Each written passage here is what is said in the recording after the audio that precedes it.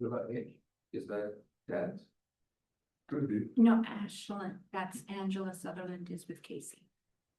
So no, She's Casey. Yeah, she's the director from the region. Good.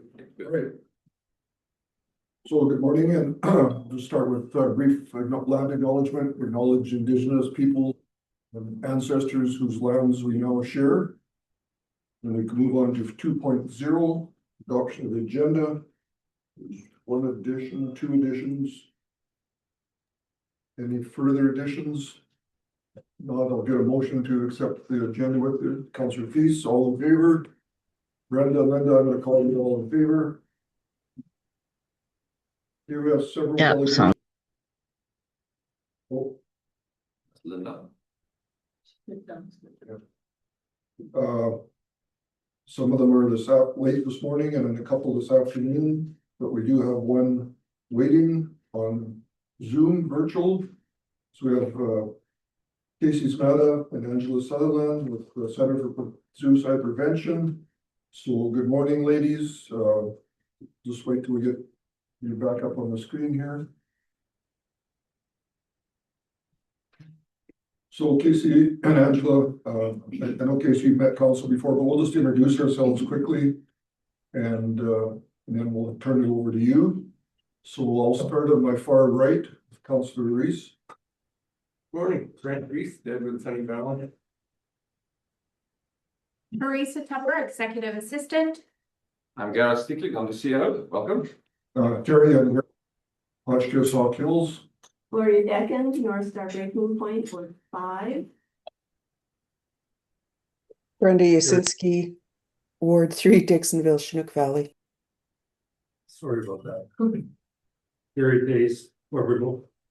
Keelan Shaw, La Cornell, Warrensville area. And Linda. Unmute. Linda Halabiski, King River Carcajou. Morning, Casey. Good morning. Again.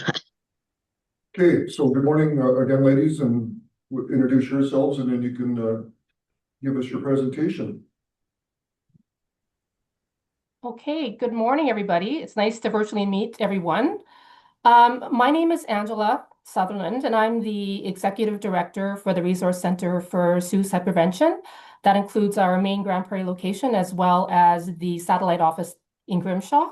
And it sounds like everybody knows Casey Zamata, but she is our North Peace coordinator for our satellite office in Grimshaw. So if everyone's okay, then I shall start with our presentation. Okay, awesome. So in your council package, it would have included a briefing note that I put together to give you kind of a highlight of the ask and kind of what we're looking for in terms of support from your municipality.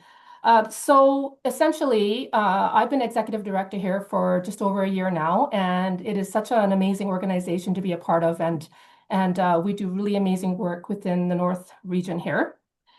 So we're at a point right now where our center is requesting operational support.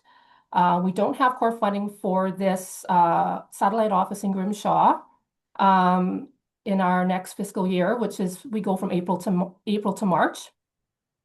And so we are looking for support within the communities that the satellite office serves. And Casey will speak to some of the community impact and outcomes that she's achieved over the last 3 years. So essentially the purpose of the request is to see if the County of Northern Lights would be able to support us for the next fiscal year, but I'd like to even open up the conversation at some point to look at some sustainable funding opportunities ongoing, but that's another conversation I know that we would like to have. So briefly, what the Resource Center for Suicide Prevention is we focus on prevention, early intervention, and community education. So our goal is to help residents build skills, access appropriate supports, and connect to services. So with regards to the Grimshaw office, this office has been open since June of 2023, and Casey has been the coordinator since then. And some of the services included in the region include mental health programming. So we do offer a number of different educational sessions for anywhere ranging from children to seniors. We do support groups that include bereavement groups and things like that. We do individual resource navigation. So if someone calls us, we guide them in the right direction on where to get supports. And we do community outreach and awareness. So there'll be attending events, promoting mental health, promoting our programs and services to really reduce the stigma on mental health services and the need to have more conversations, because as we know, the more we have conversations about mental health, the less stigma we have, which indeed reduces suicide and saves lives. So our staffing model at this point is 1 full-time staff, and that's Casey. And I will turn it over to her at this point so she can talk a bit about the community impact and need in the area. So I'll turn it over to Casey. Thanks, Angela. So in your package, we did include a community impact piece. This is a rough estimate of numbers that we have serviced in the area. The programs that we've offered have given awareness, helped people to recognize early warning signs and connect them with support. So many people are lost when it comes to mental health help for their children or their family. So they can come into us and we can help them find a way to counseling or psychologists or whatever they may need. With the economy, there's a lot of impacts on mental health due to people struggling. It's not a surprise that a lot of people are short on food, support for their family, and a lot of times it can cause mental health issues in people. So we try to just be here so that whatever they need, we can help with. We do have a lot of calls come in. We do a lot of work with youth, which is very important. Early intervention in youth is critical, not just in our area, in all areas. Northern Alberta is one of the highest suicide rates in the province.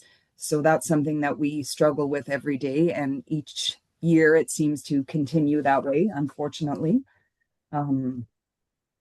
Some of the impacts on your region, especially, we recently had a couple from Hawk Hills that joined our bereavement group. Hawk Hills is, I believe it's like 2 hours or an hour and a half from Grimshaw. So it would be 3.5 from Grand Prairie if these people had to drive there. They attended an 8-week closed bereavement session. And I did get a letter from them after. And we were going to include these in the agenda, but it got overlooked. So I'm just going to read it quickly as part of an impact. This is a letter to express our family's gratitude and appreciation for the work of the Resource Center for Suicide Prevention in Grimshaw. Casey Smata and the center have helped us tremendously after the suicide of our son on April 27th. Only weeks after the death, we attended an 8-week bereavement group, and although extremely raw, it helped us greatly. The center provides invaluable information and resources that are sorely lacking in Northern Alberta's Peace River region with its young and diverse workforce. So that's one directly from your area. Currently, we are working with the FCSS in Manning on youth programming for their new youth center. So that's really exciting and really important. We're hoping to get our Tough Enough programming for men, well, not just for men, for agriculture industry and oil field into more areas in Manning and area. It's a 90-minute presentation directed at workers in these industries, and just kind of outlines how to talk about suicide, how to talk about mental health, how to look out for your coworkers and your friends. It's a really impactful presentation, and that's one of my goals, is to get that out as much as possible, because as we all know, the male gender is higher in suicide rates. Sorry. What else? We work really closely together with the schools and the school divisions. Like I said, it's very important to get into kids when they're young, when they can keep an open mind and we can teach about bullying and its harmful effects. We work in the schools with Project Peace. We work with the regional women's shelters, which covers all of Northern Alberta. We have some partnerships with counseling services. So if people are stuck and can't find counseling on their own, we have options for them. And to speak to community need and risk, I'm speaking firsthand because I know the risk that comes along with losing someone to suicide. When you don't have these supports in place, when you don't have people to talk to, it can cause a spiraling effect. And I've seen that firsthand. I know the secluded feeling that you can feel when this happens to you and there's no supports for 2 hours away.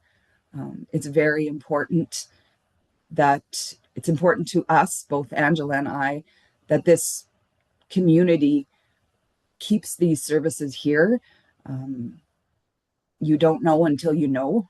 You don't know until you need it. But from my heart, we cannot afford to lose this office. Our people and our children are important, and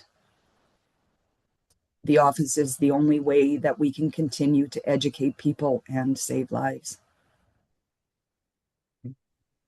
Okay. Thanks, Casey. So this takes us to a bit of the kind of the operational costs. So I shared with in the council package just a broad overview of the budget that we're looking at for the next year.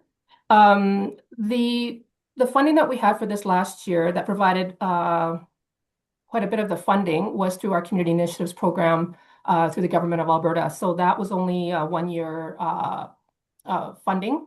And so we're not eligible to apply again until, I believe, 2027.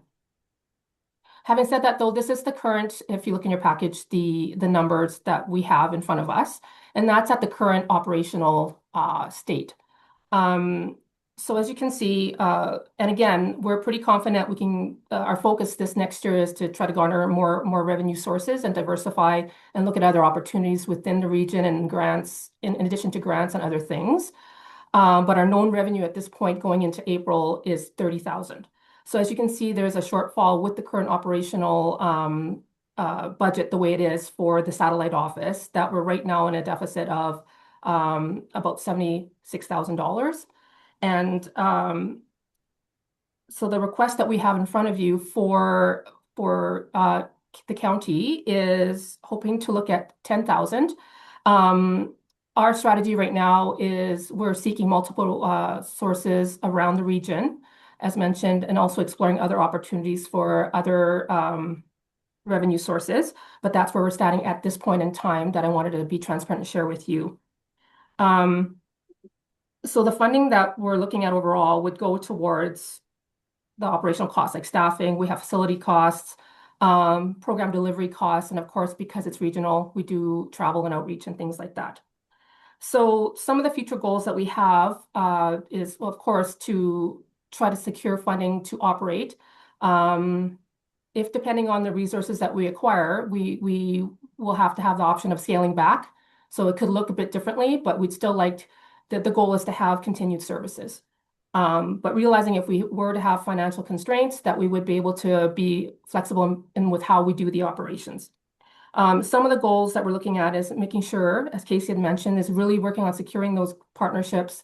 We're actively looking for sponsors also for the programming, especially in areas of things like Tough Enough. There's a lot of opportunities to work directly with companies and things like that.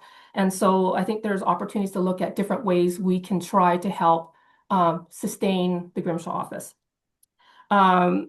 Casey's done an exceptional job of strengthening and building partnerships and leveraging resources with other people to meet the similar outcomes. And we're also going to improve on tracking our outcomes and community impact so we can continually see where the need is and improve on the effectiveness and being able to report on the successes and the return on investment.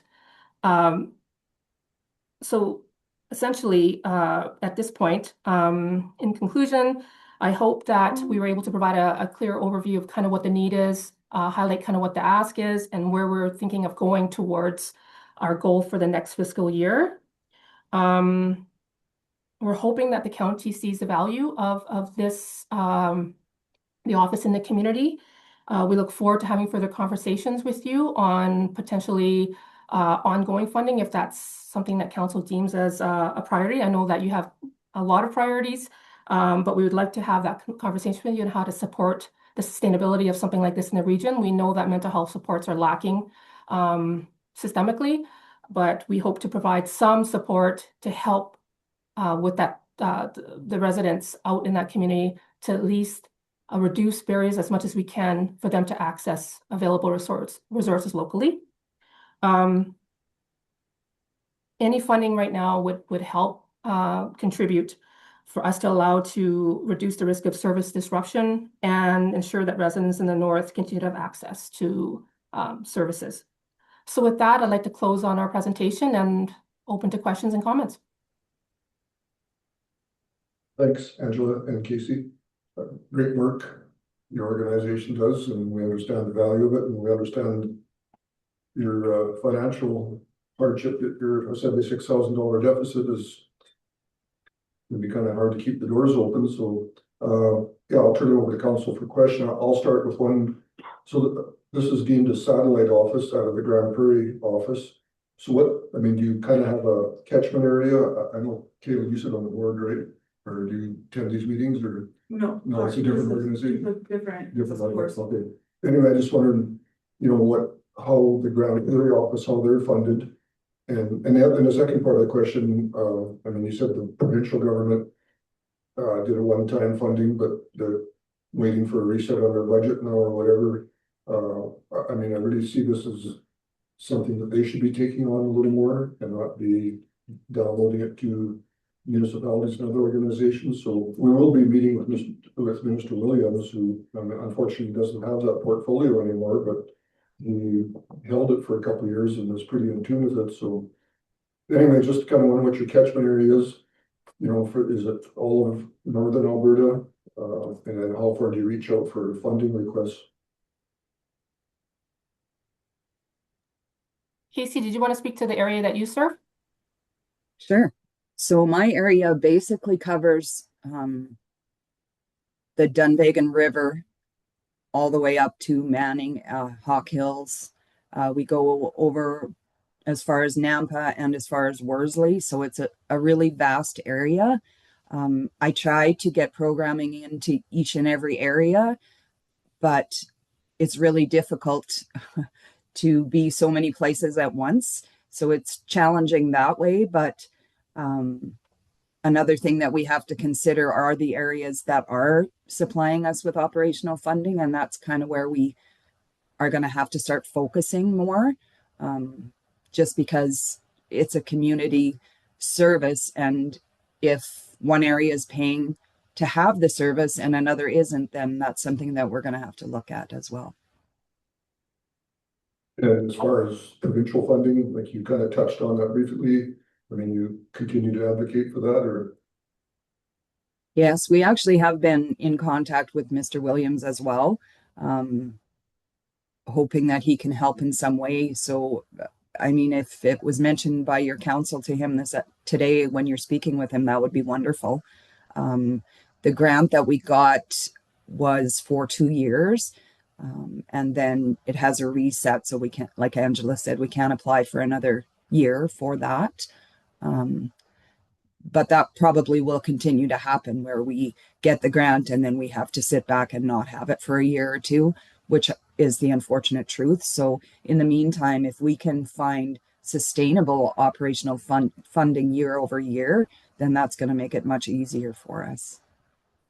So that 30,000 on your budget, that reflects that provincial grant? No, actually, I believe that's a donation. Okay. It's a donation. Any other questions? Brenda has her It's hand got up. her hand up. Oh, go ahead, Brenda. Okay, thanks. I was just wondering, like, do you not work with Peace River, like Alberta Health Services, Mental Health and Peace River?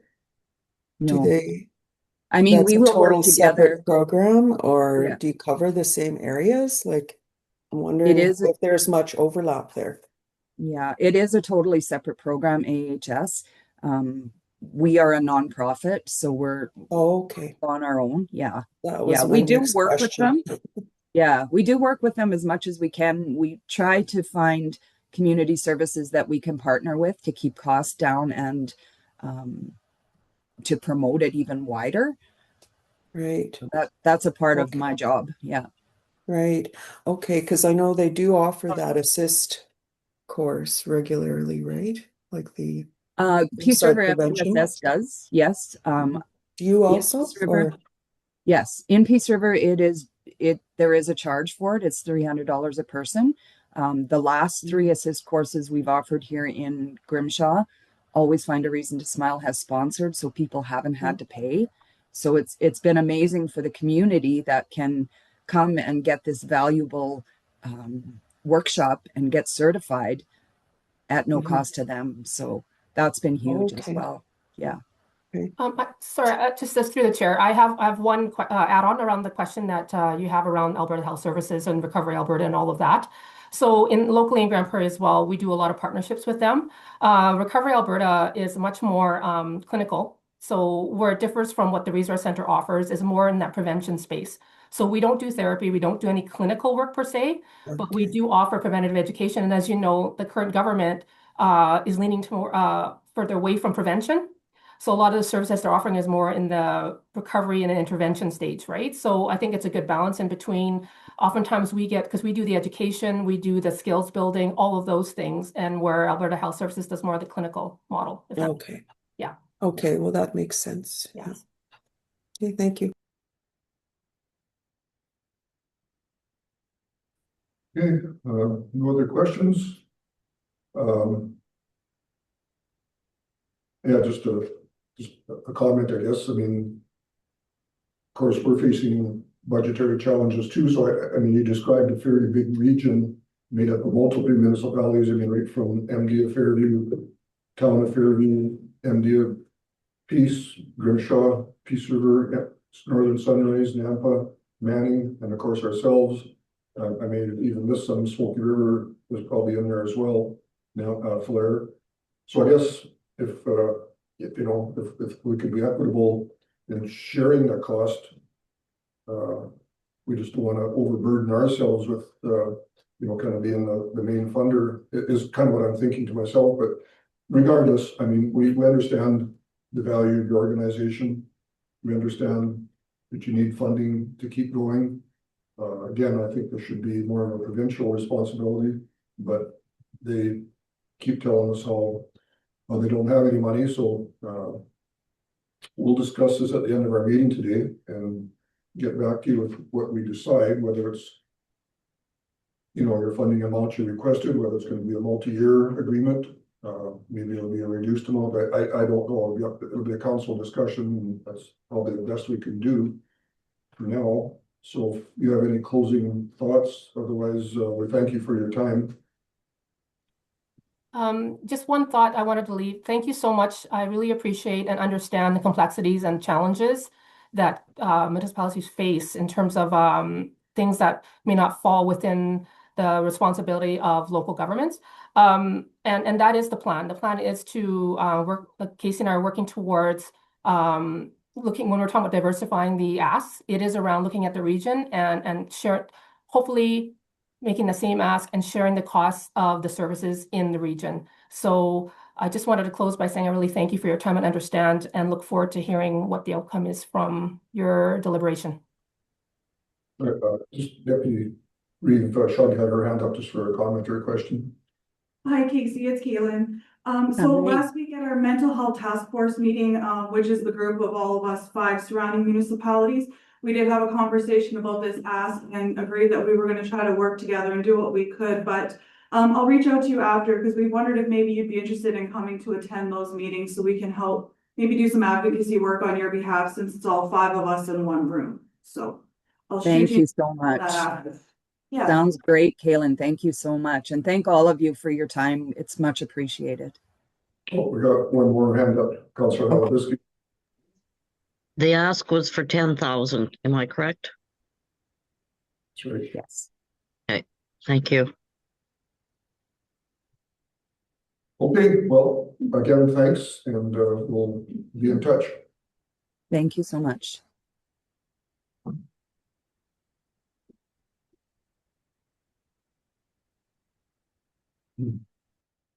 Okay, our next delegations aren't till later, so we can jump down to.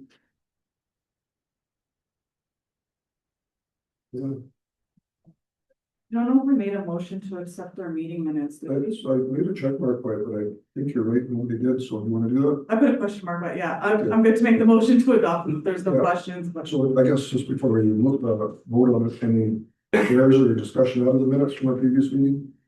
If not, all in favor? Carried. So according to my agenda, we jump right down to the CEO report. Fair to see a big gap there. Yeah, usually I have a whole bunch of stuff on the council. So, CEO, the nice report written here, I see. Just get it from the screen. Just give it this. I know we're gonna have a long budget discussion, so it's good that there's not much in between.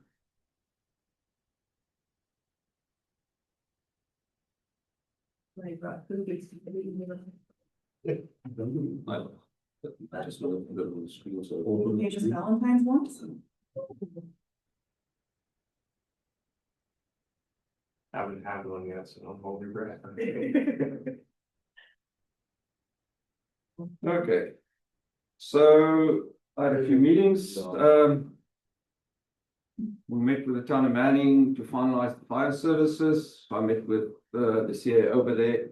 We agreed that we're going to use Brownlee. Brownlee did declare the conflict because they are representing both of us, but if we're in agreement, they can still represent us, so we get with that one. I also got confirmation literally just before this meeting, the acknowledgement of our letter that we sent for the Peace River one, and they are going to advertise that on Friday that there's a separation that happened. So say that we are moving along with that one. The FCSS area mapping session was quite an interesting one. So there was some representation from a lot of people in the region. The big talk there was about raising or starting a economic development person up again, which is like a joint one for the area. What kind of area, how broad? Like, Well, this was more like the Manning area, so all businesses, there was representation from businesses in Manning, it was from councils. so was it Peace River Group Shaw? No, this is just the Manning area. And I did raise some concerns. I mean, what are we going to deliver out of this? And who's going to fund all of this? And I still believe that this should be a Chamber of Commerce driven position, not a council position. But yeah, that's probably going to come back to councils for decision on funding and stuff like that. So Did the chamber have representation at the meeting? or not? they did, yeah. They did, yeah. I don't know if they were jumping at the joy to do that, and don't think they, right, They didn't No. really embrace it, that idea. that they wanted to be the. I don't know what else to say on that. What are we going to gain out of that is my concern. If we don't get clear mandate from councils and the business community on what they expect from this person, I feel like we are, I'll say, we're going to waste money. We don't have that. Well, and I don't love the idea of having an economic development officer in Manning when we shot down the idea already to join Black Cornell, right? So I I think, was thinking the same Yeah, I thing. think if that's the consensus right now, then that's what it is. Well, we kind of touched on that meeting as well, you know, we had discussion. Oliver was here and we couldn't really measure the success on it. And Well, so, yeah, There, it's unclear that. Where funding is gonna come from. I mean, I can see the intention, but that's a good thing, but. There's an established one, Black Card now, that we declined to join, so this is gonna be a totally new breaking ground one. And, you know, just we'll stay tuned with it. Yeah. Then we met with forestry regarding the Manning Regional Airport. We came to some sort of agreement, so they just have to take it back to their base to get ratification, and once that's done, they will make a formal offer to council that if would or increase some of the funding if we could extend the contract for them, because the contract expired at the end of last year. So they're still, obviously still interested in having a base here. Oh, absolutely. Yeah. They are. Hope so, and it's just a matter of how much they contribute to it. Absolutely. Like I said, I did reach out to them about the funding of the overlay, and they say they cannot.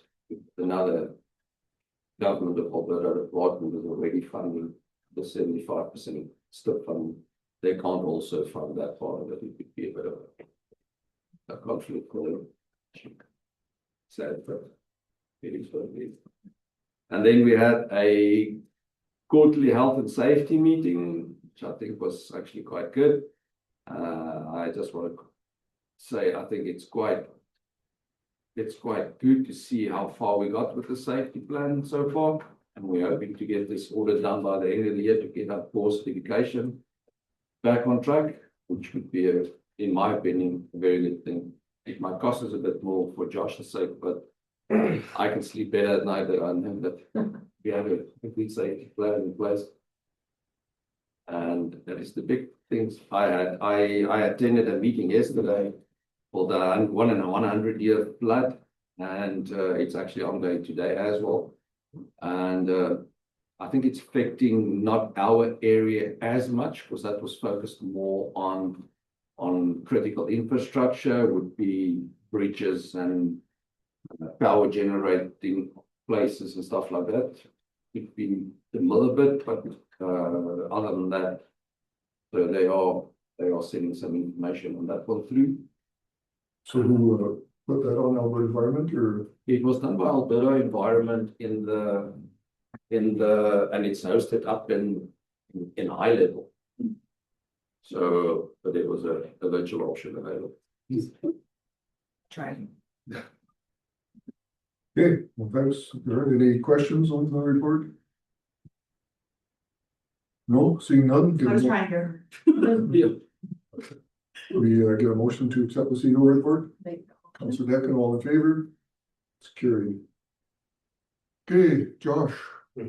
Finance. This is gonna burn up some time, so I was just gonna ask if there was any questions. You know, I read through this, and it's a lot of reading, a lot of language that won't necessarily understand, but Well, the first one's the easy one. yeah, that's fine. That's the first one. It's pretty straightforward, so go ahead with it. It is straightforward, but a couple of things that are changing or maybe changing, so. First topic was the FCSS agreements with, and it should actually say Grimshaw Manning. Both of which expired at the end of last year. I've been, made a copy of it and changed the dates, quite frankly, for this year, but I wanted to fix one of the issues we've been having now for the last few years.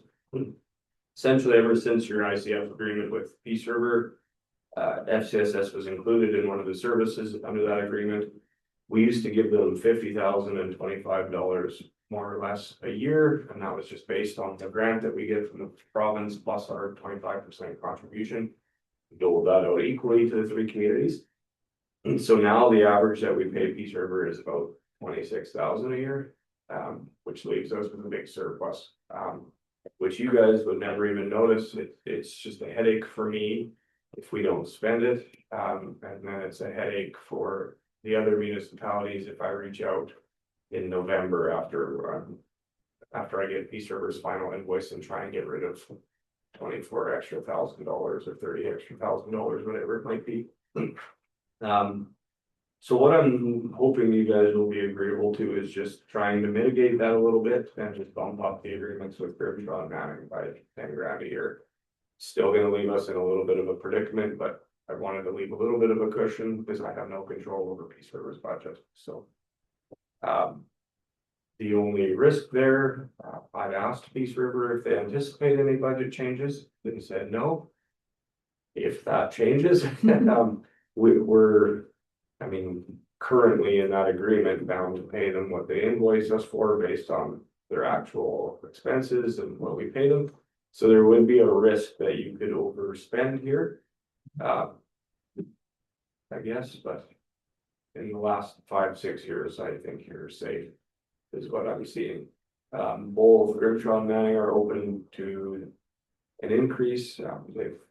We both could use more money. I asked first just to make sure, right? You don't want to spring that on them and put them in a mode of panic trying to spend more, so. At least now they got it ahead of time, not.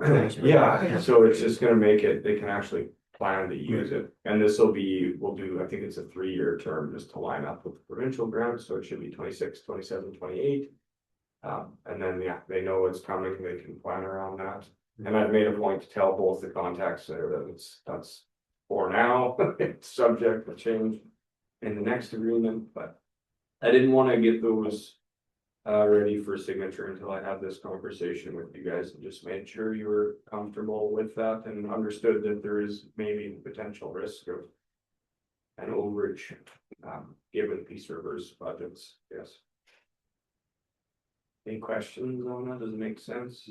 It makes it less of a headache. For everybody involved, yeah. Absolutely.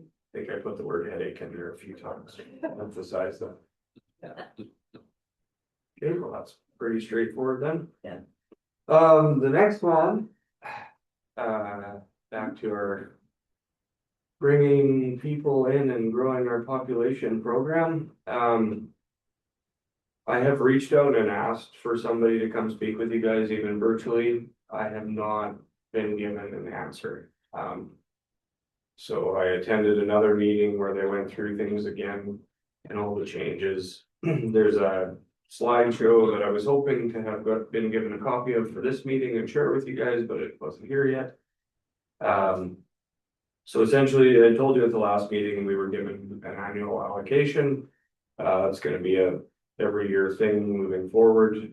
So we get 17 candidates. What that means is we are able to pick and choose and endorse 17 people. Which would be fine if it was only the new people that are gonna ask. We probably wouldn't go over 17. But every letter we've issued that is over a year old is now expired. And so those people, if they're still interested, are required to come back to us and get a new one. I will continue to say I really dislike this program and how it works. However, there are a lot of people here that are attempting to use it. So really, we bear no responsibility for any of this. We are writing a letter. It's a requirement for people who want to apply, and the application has changed quite a bit too. So now they write an expression of interest and put that forward to the provincial government. Those are analyzed, and they didn't say how many times, but they do draw periods, and they'll select so many people from that pool of expression of interest candidates. They tell those people, if they're lucky, you're now invited to apply. So they have to make sure that their letter from us is still valid and hasn't expired, amongst all the other things that they need to do. And then they do their actual application. They pay a pretty hefty application fee. It's $1,500 and go through. I know nothing about their other requirements. I know nothing about their work permit status. I know nothing about their scoring from the other levels of government. And quite frankly, I don't care, because immigration is not and should not ever be your guys' job. So if you're happy, I'm happy to just write a letter still for every single person who asks that I know works for a real company here. Like the mills, like, I mean, it's pretty easy. We get, Friesen Brothers has quite a few, the mills, a few, the daycare went through a few. the restaurants, because apparently no one local wants to work at a restaurant, I guess. So it's very easy for me to know that, yeah, this is a real business. Yes, they're telling me that they're offering this person a job. And the rest of it, to be honest, doesn't matter to me. If that is something you're comfortable with. That will put us as one of maybe 2 municipalities that treat it that way. The rest of them are insane, and they have put people in charge of doing this full time and actually going through and evaluating candidates on behalf of the municipality before they pick and choose who they endorse. Which, like, I don't know why you would do that to yourself. So, those are Josh's words, I guess. Somebody that's got too much Well, stuff. Well, the people hired people to do this, and like there's some municipalities down south that have blown up with this, but now they're in a predicament because one of them, can't remember where it was, but they were given 51 and they went through 51 applicants in January. So it's, oh, cool, you made it easy because you just first come, first serve, now you're done. But does that line up for the best interests of your municipality? I don't know. Brenda, you had a question on this? Yeah, I was just gonna say, I'm not comfortable with this. I agree, it's not, immigration is not our job to look after. And, I just really feel like we don't have, we shouldn't be, using our limited administration time towards this, especially when there's no follow-up. If you're happy to let me just write letters. Yeah. It takes 5 minutes. I've tried to shuffle off the questions, but like, to be very frank with you guys, when people ask me questions about this, my answers are, I don't know. I don't use the website. All I do is write you a letter because I know that you're working for whoever. So if I can verify that that relationship is real, I will write you a letter. The rest is on you. I have no idea. I do not get status updates. It is out of my control. I still have people that follow up and ask me questions, but I tell them the same thing. And as I get to know them better, the answer gets a little bit more blunt. But I'd be hesitant to recommend to walk away completely. Mostly because I don't want everybody to know that would be my recommendation. But there are probably like 5 or 6 businesses that are still advocating for the continuation of this, which again isn't a lot, but it is some, right? So it really is not that burdensome if you guys are comfortable with that level of participation. It is not what the provincial government wants to see. Like, they want me validating that they have active and valid work permits, and they want like to make sure that they're meeting their English proficiencies. That is not my job. I am not in control of letting people into this country. Shouldn't be my responsibility to analyze all that. Anybody who's making an offer as an employer should probably make sure that the person they're making an offer to is legally allowed to work in this country and or province. So again, not my jurisdiction. But I just, for clarity, for Brenda, it says a letter from the municipality is required. So, Yes, so, yeah. I mean, And that letter just says, we are happy to, and I can pull one up and show you, but essentially we're happy to endorse this candidate to live and work in our municipality, which includes the town of Manning.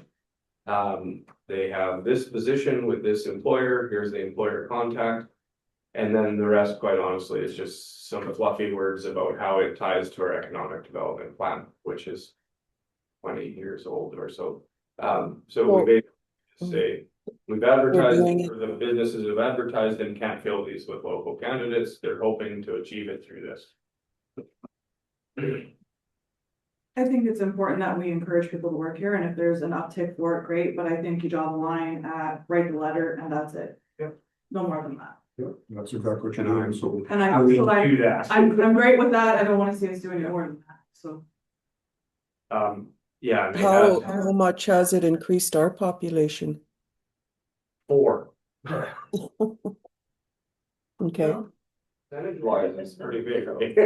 Comparatively. Yeah, And if they're going to key areas like the mill and restaurants, like those are things that we need to be successful, right? yeah, Giver. it's horrendously slow and very confusing, and that's the one, like, the biggest downside is, and I won't name names or where they are, but like, somebody who's coming to apply for this doesn't speak very good English, doesn't understand, and they're under the interpretation that I can do all of this. And then, like, the look on their face when I go, no, all I do is write this letter, the rest is on you, it's just kind of soul crushing, right? But I do not know how to progress through this. The other people who are doing this, like, that's why they have a full-time position. They've got somebody now assisting them with these applications and going through everything. It's just a very weird thing. But it's easy as long as they understand, here's our responsibility, here's what we can help you with. It's still something, right? You need it, we're happy to help you. That's 17 people a year we could bring in here to help grow and fill job vacancies if they exist, but that's about all that we have control over. Yeah, well, carry on. Yeah. You're such a good letter. I wrote one. Change a few words every time. Yeah, so that was pretty much all that. And then just a quick little update on what I'm trying to work on and amongst all these other things. So it is year-end time, so trying to get ready for auditors. Haven't nailed down a timeline yet. I'm still in the avoidance stage where I'm trying to figure out when I'll be ready for them. So. All right, good. Any questions? Get a motion to accept the Director of Finance report? And in your motion, authorize execution of the proposed family and community social services agreement. Yes, please. Sorry, I don't have my. And it's up. Well, just so you can allocate that money to Manning and Grimshaw. Yeah, and they're ready. Rivertrail's been hounding me for it, so I actually sent them a copy just to preview yesterday and just said, don't do anything yet. You need a motion to do that, so I'll roll that in there. Brett makes a motion, all in favor? Thank you, Brent. Okay, item B is your 2025 budget variance. This This is a cool one. This is what Yeah. Doug actually likes doing. and I'm gonna really thoughts, we got 27 points here, but kind of just run through them just for clarification, because or is that not necessary, some of them are self-explanatory. Yeah, I can run through some of them, all of them. I put a notation beside where the bullet point actually refers to, so everybody picked up on that. So property taxes, like if you just looked at it, I think it was like $950,000 less or something like that, or 862,000. So some of you might have just looked at that as a percentage and went, that's not that bad, but actually it's the other way, because when we cancel invoices or change invoices, this is why this becomes a problem when the LPRT makes us take 3 years. The actual proper accounting treatment of that is not necessarily to just net out against your current year's tax revenue, so it makes my job harder for year end because I have to do more of a reconciliation to show what this year's actual tax revenue was. So just for council's knowledge, that's gonna change more or less based on a discussion with the audit team. I know what it will change by because it'll be that 2023 tax adjustment of roughly $1.5 million. And I guess the last year that's still outstanding, we never got dealt with before the end of the year, so that'll be same problem this year. Grant in lieu, this one shows is way higher. This is another government really thought this one through, so we levy what our actual taxes are to government properties, and then they pay us a portion.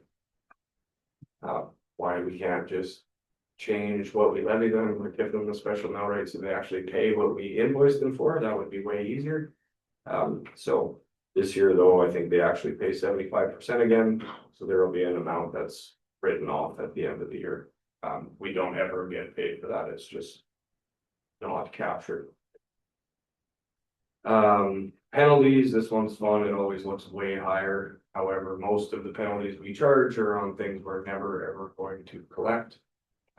So at the end of the day, that's why we don't bump that estimate up. I can tell you with 90% confidence, there's about $3 million that I'm never gonna see anyway. Still having help working through the RMA survey on all your outstanding oil and gas taxes, but there's a big chunk of it that relates to that. That's why that number gets so high. Provincial grants, grant money comes in and we code it on our income statement more or less for what you guys see day to day as we move forward. They're shown differently on the financial statements as they should be. They're related to capital projects that we did. So just a note to mention that you're not necessarily going to see a big surplus at the end of the year because of these revenues that were budgeted for in there. They're budgeted differently. They're shown differently on the financial statements. They just need a place to go while we work. Trying to use simple terms if I can, but if anything is confusing, let me know. Bullet number 5, this was just a weird one from when we switched over our accounting system. So just gonna move that. It actually relates to costs that are incurred as part of wages. They just shouldn't be where they are in the budgets. If that makes sense. Council grants, just a note there saying at the bottom, I've given you a more detailed breakdown.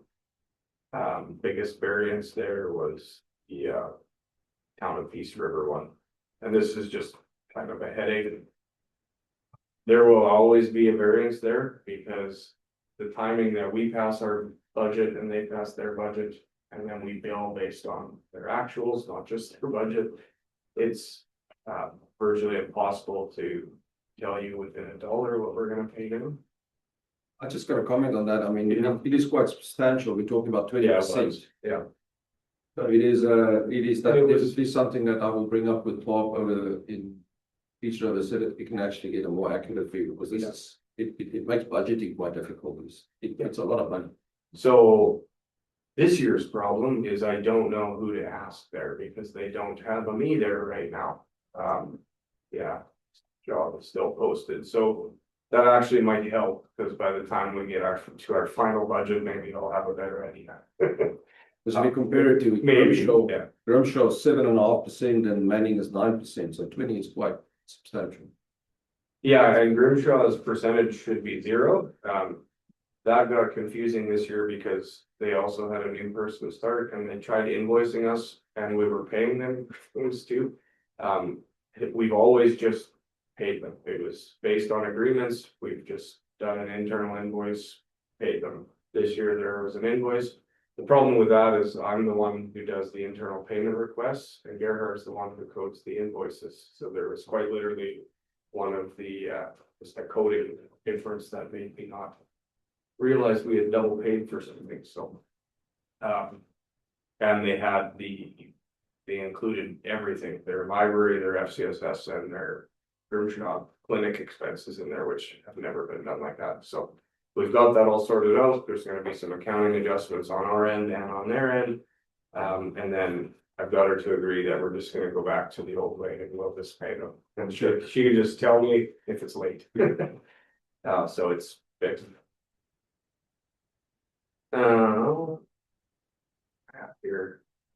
Correct revenue. Okay, so this one's kind of weird because we hold all the money and spend all the money. So you have this in your budget, but it will always be 0 because you guys are sitting on a grant and on contributions from the other municipality that are intended to offset the costs. I'm not going to do that every time we spend money. It's just a headache. I will do it once a year. You can track how much you're spending. It's one accounting adjustment at the end of the year. Budget will always net to 0. Haven't done it yet. That's why the revenue is 0.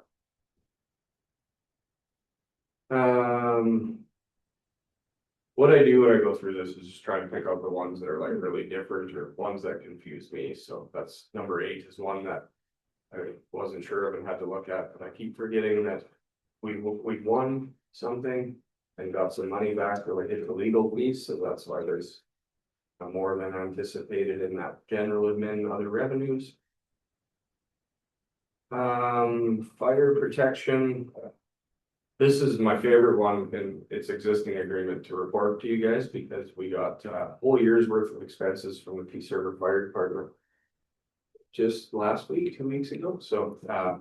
So really, I could have said you were gonna be anywhere from $200,000 to $50,000 short in spending there, but I had no idea, which is if you take a poll of accountants, that is our least favorite thing to say, is I have no idea. So now I've estimated it based on that. We've got pretty much everything.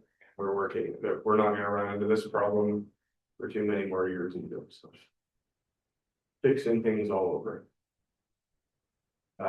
Anyway, 4 years all thrown at you at once, but. No, one full year, yeah, Oh, right, like, so what happens is. Right now, Tim works for Peace River, so they do a lot of like pooling of buying things. And then they invoice us for what relates to the Weber bill and Dixonville Hall. Monthly would be great, quarterly would be okay. Once a year is what we're doing, and it's just kind of, I have no idea what's being spent like that, but it's basically everything but the utilities on the hall that we pay for direct. but it was under budget anyway, so. Yeah, well, yeah. So that's good. Didn't surprise you with over budget. No, yeah, that would be a worse surprise, for sure. Doctor's house, just kind of all over the place with what we did there this year for the revenue side. So we made more money than we planned to, which is a good thing. And we also spent less money, which is good. Workplace safety, so you guys have seen this comment a few times on my reports, but we knew this was gonna be over. The reason why is what Gary heard, that we have different versions of this story, but he's happy, so I'm happy. Bridge maintenance. Essentially a timing issue, if I can break it down for that. So there was a revenue aspect of it because we had carried forward some from last year's project. To avoid duplicate taxation, we just flagged that as this is money coming from our reserves that we saved last year and didn't spend. And it's gonna happen again this year because we delayed, I think in December, that project got delayed. Oh, Yeah. yeah. So that's just gonna be an ongoing comment you guys can get used to, but it's a hard one to time since it's winter construction. Dust control, if you're looking at that and going, why did we only make that much money? It's because we just randomly coded 2 invoices different than all the other payments that we got. That sneaks through me every once in a while. More so if I'm not here when they get paid. That'll get moved. We did make a lot more than that. It's just all lumped under transportation revenue. The next one, why is that number so big? Well, we sold some gravel to Alberta Transportation. We don't do that very frequently. So just kind of a one-off. In our policy, that is the only person or entity that we are allowed to sell gravel to. And it happens like once every 2-3 years, maybe. 16 and 17, basically the same comment. And it's just accounting treatment. So all the guys are buying things, they just watch it. In reality, from my perspective, I have to change all of that at the end of the year because what we bought last year and still have on hand needs to be what we record as being used first for accounting purposes. So just good way my profession has made things more complicated than it needs to be, but those numbers will change. I don't know what they will change to right now. Oh, and 16, 17, and 18, all the same comment. So we're down to airport, 19, fuel floaters. This was cool because we get paid the fuel royalty on the tanker base once a year. So downside of making lots of money here is obviously they were busy, which means there was fires everywhere. The good side is you got paid, so that's good, helps offset that budget. 20 you guys have seen, obviously, that was a new position in planning and development, so, the budget variance won't be as bad next year because we'll actually plan for it to be there. 21 is, ISL's costs, so, kind of undershot that one on the budget side of things again. It was, as you've seen in your agenda, though, very, very busy year in planning and development world. Definitely the busiest year since I've been involved in it at all. So we're gonna adjust our budget expectations, I guess, moving forward, but we have to be a little reactive to that one. I can't really track trends that make that happen necessarily, so. We'll monitor and adjust moving forward. Having the position though does help, especially for the permitted use development permits aren't being looked at by ISL anymore. Ag general, so the grant amount actually changed since the time. Oh, yeah, so Sorry, Josh, just go back to that. So I mean, we're anticipating that we should see that ISL decline quite a bit now. And that was kind of a, unless we get a bunch more subdivision applications and weird discretionary use things that. Right, like that's what we're using it for, so it all depends on what we get through this office. Which, yeah. Subdivision is kind of like, if you look at everybody, if you just kind of, the most common subdivisions are farmstead separations on. That kind of follows with upcoming farm auctions and everything as people retire, so you can kind of watch them. There is more one-offs, obviously, or different things. And the development permits, honestly, like. You can't really guess what you're gonna see, you can run with a baseline and then. Who knows what you're gonna get. Make sense? well, yeah, it does. I just thought maybe with the new position we had internally, that as she got more experience in training, that some of that could be dealt with in-house. It will be, to the extent that we can, To the extent you can. but anything that gets too complex. The reason you pay ISL is for their expertise, right? And so that we don't take the full extent of the blame necessarily. If there's serious issues or potential issues with things. The ag general And comment. sorry, just a comment as well there. Just keep in mind that we're also looking at putting out a tender for a company to do the subdivisions for us, that the client will actually pay, the resident will pay themselves. So that would be a substantial, substantial saving. You know, Savings to you, gigantic change for people. Yeah. So that's gonna be a big discussion. Yeah. And it's not cheap. Surveying sounds like maybe it would have been a good profession to get into. But it's, it's one of those things that change, right, that people will never used to have to pay, you know.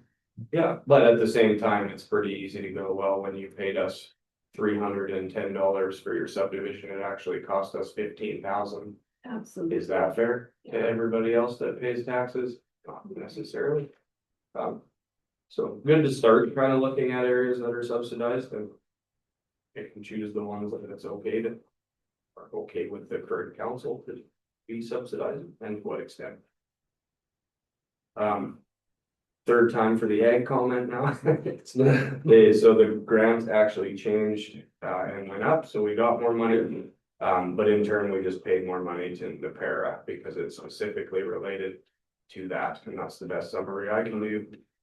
Tried listening to Blake explain it more, but it was more money that we could pay to the para, so that was good enough for me. BSI, this is another weird one to budget because they just estimate based on the year before's usage, and then they charge us that, and then they spend it. And then the next year we get either, we didn't pay them enough, they bill us more, which is an accountant's nightmare because now expenses don't relate to when they occurred, so. This year's bill, actually, we just got, it's way bigger than last year's by about 20 grand. And there was a specific overpayment from 2025, so. I'm gonna capture that, so $5,700. I'll capture that in all of my year-end fund as well, just so it lines up with when it was actually spent. CCAP, so this is one that should be easy and should just be the same all the time, but one of the applicants actually did their. Project for less money than anticipated, so just didn't get paid the full amounts. See a small variance there. School requisition is always a nightmare because I think the last 3 years, they haven't actually given us their final budget until June, which is way after we have to have ours, so combination of that problem, and then obviously canceling tax invoice, or that doesn't impact here, I guess. Requisition is what we paid, so it's just looking at what we planned and then what we actually have to put in place and pay them. Every year we do an over and under levy calculation because of this timing difference, so. So how about like the tribunal's decision on the big assessment? Are we gonna try to claw that back into like we did with housing? Yep. So we don't have to try, we just report that as an over and under less. So then we just deduct it off the. Yeah. Okay, so that's all recoverable quite easily then. Yep, very easily, and as part of the. Meeting we had with the provincial assessor's office, they actually gave us contacts right there to deal with, so that one's very straightforward. Contacts with the school boards or? No, with the, like the ASFF. the requisitioning body. Okay, good. And then the last one, why is there a $3 million revenue item that always sits at 0? That's just so we don't tax people to offset our amortization, which is non-cash, so you see that all throughout here too, but just another reminder. Then I gave you your breakdown of council grants. Red is bad, black is good. Just to keep it simple. Doing this, I realized I missed a couple. They're ones that still transitioning between ones that Teresa used to pay, now I pay. So the daycare, I called Darlene and I said, I see I haven't paid you yet for this year, and we actually owe them, like our motion was good for this year and next year. She's like, yeah, I didn't want to bug you. I knew you were gonna pay it. $17,000, so I've paid them for this year and for 2025 and 2026 now. And the SPCA, that was a weird one too. It was a motion for multiple years and they never reached out going, hey, you never paid us, so I have now. This that happens sometimes. What was their payment again, roughly? $1,500 for the So SPCA, for 2 years. each per year. Yeah, Yeah. per year. And then daycare was $17,500 per year. See it there. Probably shouldn't have waited till the end of the year to catch that. I'm not sure why I didn't earlier, but it happened. And here we are. Fixed it. So when you look at all that together, though, this is pretty cool. Just there's some adjustments that get made there that I've talked to you about, but looks like when we get our financial statements, unless I come across any more surprises, we'll have an operating surplus of about $207,000. A lot of money to those of us that are individuals, very small in the grand scheme of the municipality's budget. So it's pretty good. I just want to comment on that. That actually, to put it in perspective, that's really, really accurate. So good job, Josh. Yeah. Really good. So this is why I hammer so hard on everybody who has to put effort into budgeting, so that we can actually track things realistically. And it helps. Looks really good as one little number, looks really bad when you look at every department, it's way over the place. I like this. Yeah. final- Yeah, the final number is good, I should have bolded that. And then I just gave you another summary of where we were at with all the capital projects. Didn't have time to run it by Charles, so hopefully it makes sense to him as well. And so anything, I think all those STIP ones that weren't awarded get applied for again. Just the one, yeah. And then the ones that were being tendered, obviously will be done this year. We won't tax for them again this year. You'll just see money for them being spent. Oh, yeah, great. Yeah. Questions? The purpose of the notes was so you couldn't find any more questions. So I appreciate Yeah. the numbered in there, it made it a lot Yeah. easier than trying to look through it really. it makes it a lot easier for me to explain it to you. I appreciate that, that was a good addition. Yeah, Okay. and there might be lots more little things, but those are kind of the significant ones, are the ones that I feel the need to draw your attention to. Okay, if there's any questions, we'll get a motion to set the director of finance update or preliminary budget variance. Yeah. No, not preliminary, this is for last year. right? Yeah, last year's budget variance, yeah. So somebody want to make that motion? I can. Okay, Gary, all in favor? Gary, can we, let's take a quick break before we get into the preliminary budget. It's not as bad as it looks, not much changed actually since the last. time. No, just kind of refresh us. It's been a while since we looked at it, right? So, Sure. okay, Brenda, Linda, we're gonna take a 10-minute break. Council, you have,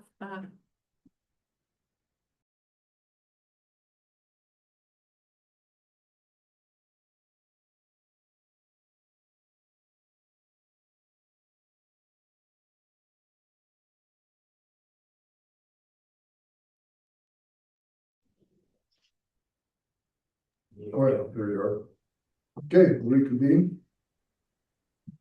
And we can move into 6.1.5 C, the preliminary operating and capital budget. Yeah, I anticipated this one going much quicker than the last item. I just kind of half forgot that, we hadn't done this yet. We're just working on 25% of last year's budget, so. That changed my work plan last week, so I can get this ready for you guys again and make. Just some of the small changes. If you remember the last time you looked at this, the numbers looked way worse because I had. Mostly capital projects in there twice in the same year, so fixed all those little errors, got it all back to where it should be. So we're actually. Well, the comment I gave you is overall, the budget sees a small decrease in cash requirements. So mill rates I can't comment on yet, we'll see what the assessment values do. And everything is there in the same format you've seen it. Executive summary is probably one of the better pages to read. Just for a breakdown of where all the money comes from, or what the total of the money needed is and what it's comprised of. So that's page 107 on your agenda.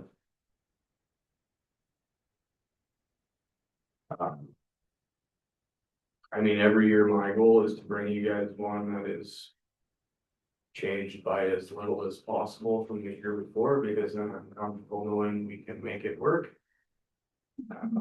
So I think this meets that objective. And then if you want to get a little more detailed just by department, the next page after the executive summary breaks down just the change in the net cost of each department.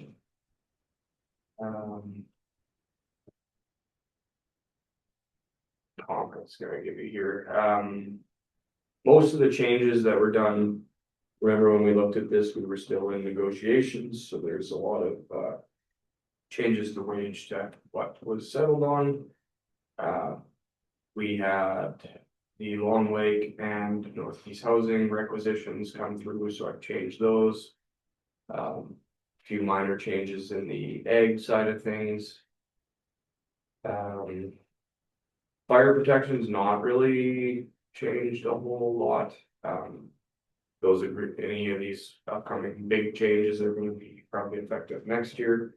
And then the Dixonville Hall, I really didn't adjust anything at this point yet either, just because that's kind of a moving thing. But really, you're not going to turn the heat off and the lights off and abandon it, be repurposed. So those costs will just be moved somewhere else.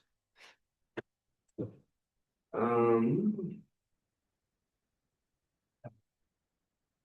don't know, is there any specific areas you guys have questions on, or is there? Otherwise, it's the same thing you were looking at before, basically just looking forward instead of backwards. But grand scheme of things hardly changed from last year on purpose.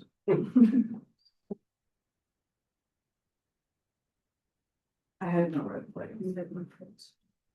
Pardon Red flags would be bad. me? I have no Yellow flags. flags, I'd be okay with. And no colors of flags, Yeah. okay? Sure.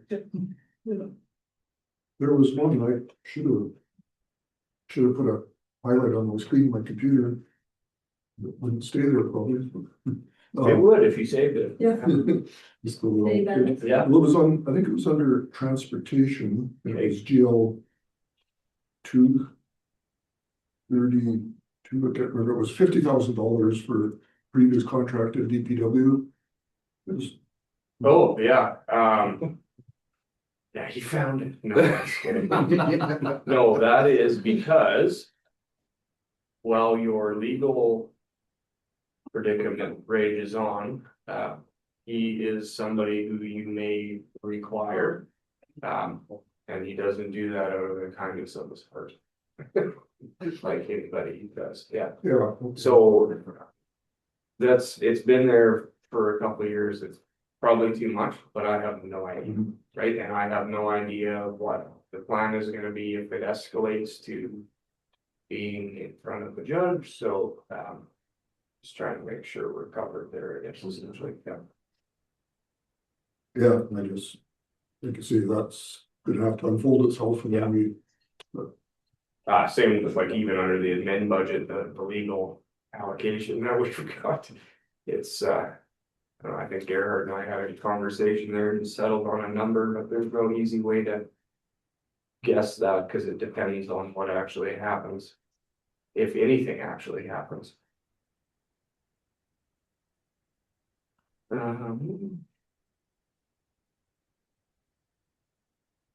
Yeah, I don't know, again, I bury all the comments in here on anything that changes or anything that expires, so.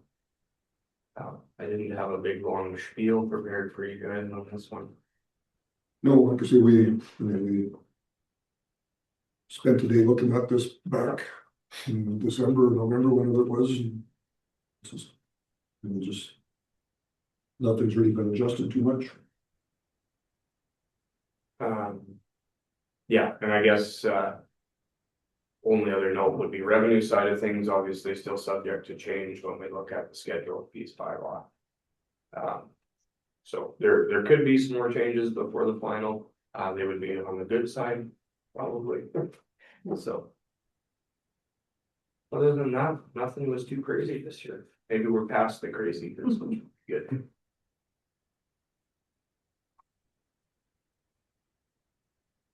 Yeah, well, so it's a lot of GLs, a lot of numbers, A lot of pages, yeah. I'm glad to see there's no large increase. Yeah. I was happy too. Makes this easier. If there's a big increase, then I have to say a lot more to you guys to convince you. So when will we be setting, if we approve the final budget? So this, Terry, sorry, we still can approve this as preliminary. We do this the same meeting we do our mill rate bylaws usually, which would be, I think we've done it in either last meeting in March or first meeting. 1/6 months ago. Yeah. Yeah, we need to get that, we need to upload it and do all the calculations, so we don't have any of that information. Hills, no, obviously not. You can take your best guess at it, but that's Yeah. not gonna help setting no. And I was hoping to have some with the changes on the grazing lease that's running around, but right now I was hoping to have some information about all of the properties that are subject to our minimum tax levy as well, so we can look at that again this year. So a lot of moving pieces with that right now. And the capital, 5-year capital budget, I mean, there's been nothing changed on there since our. The funding sources and the years, because remember I had some errors in here the first time, so everything's sorted out where it should be. 2026, I don't believe we'll have any changes. I did get another application for 2027. After I had already put this on the agenda, so we'll change the fencing at Orangeville. Can't remember, I think it was like $48,000, yeah, Fencing, got the. yeah, next year. Yeah, but for water. No, No, the shop. All the ones from Shaw. Yeah. Try to keep the bad guys out. Well, at least make them cut a hole in the fence when they steal. Slow down. Slow them down. Slow down. Okay, any questions on this? Review of this preliminary budget, if not, we'll get a motion to acknowledge receipt. I'll make that motion. That was Linda. You got your Yeah. hand up? Okay, no. All in favor? Yes. Yeah. Carried. All right, thanks, Josh. Next is December bank register. Bank reconciliation, I think, or no, payment register, it should be called. So just your list of everything that was paid in December. You got a little behind on this, so trying to catch up for you guys. And bank recs too, I'm aware that I'm behind now, you guys, I think the last one you saw was November, so. Waiting on a fix from our software providers before I can bring those to you. But this, yeah, payments, so here for any questions.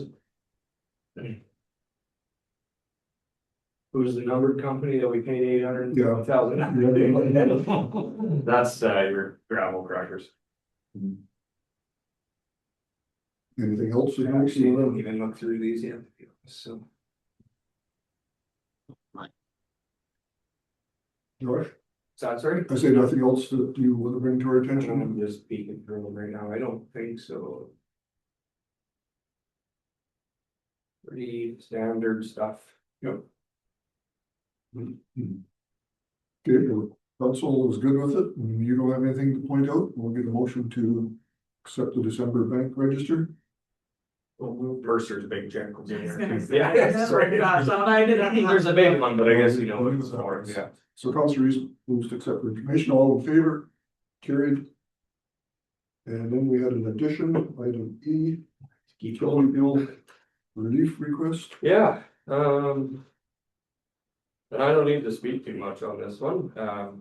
There's a letter from a resident that redacted their name and address. They got a big bill, they don't want to pay it. So they're asking for some relief. I've given you some motions that you've made kind of semi-related to this in the last 5 years. I mean, I don't want to downplay anybody's situation or anything, but like, it's a leak. We didn't know it was there. Some people don't. Some people pay it, some people complain or try and get help. So was a lot of this big bill in overages charged, like the water? So I quoted the over consumption, there's $93.60. I'm just trying to, I meant to put what the total bill was. That's my question. Yeah. What's the overall? So I mean, what we did in the past, I'm not saying that's what we do, I'm not setting a precedent by doing it, but.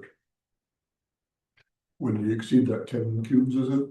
Then you go to the 20, next, yeah. 20, okay. You get Then you go 20 to the cubes a next. month at $7.20, and then the rest is charged at double.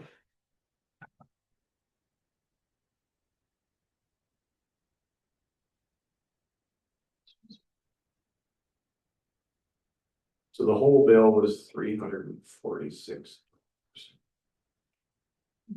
346, Yeah, and and so 13 cubes, so 13 times 720 is Oh, so they historically what you've adjusted, that's why I've quoted it, like what was actually charged overage is 14 times that, right? say it again. What was it? The overconsumption charge is just double, so what you've done in the past is just remove that double. Right. So that's the number I've provided there. But $13 or 13 cubes at $14.40 is what the total overconsumption would be. I thought all 13 cubes was overconsumption. Was it 13, was it the total? No, Well, okay. 33 cubes of water Okay. flowed through the That makes meter. more sense then. So I mean, the overconsumption on their bill was $187. Yeah, so that's what you've done historically. You could read their submission there for their side of the story. There's a nice compliment there about the utilities operator who went out and assisted, so. Point your attention to that at the bottom. Other than that, I'm never gonna do anything with this unless we make a blatant mistake billing, so these are your guys' choices to make. It's exactly what I tell people on the phone, so otherwise I'd get phone calls every day. The dog ate my bill. Yeah, yeah, yeah, you can't try that again. Yeah, well, I mean, I would be okay with, getting rid of that overconsumption on the 13 cubes, just charge the standard rate as the first 20 cubes. It's about the best we can do. I mean, this is just kind of my desire. I mean, I know it comes at a cost and we're probably in no position to do it now, but at some point, put in some smart meters that can track everything that's happening and give alerts.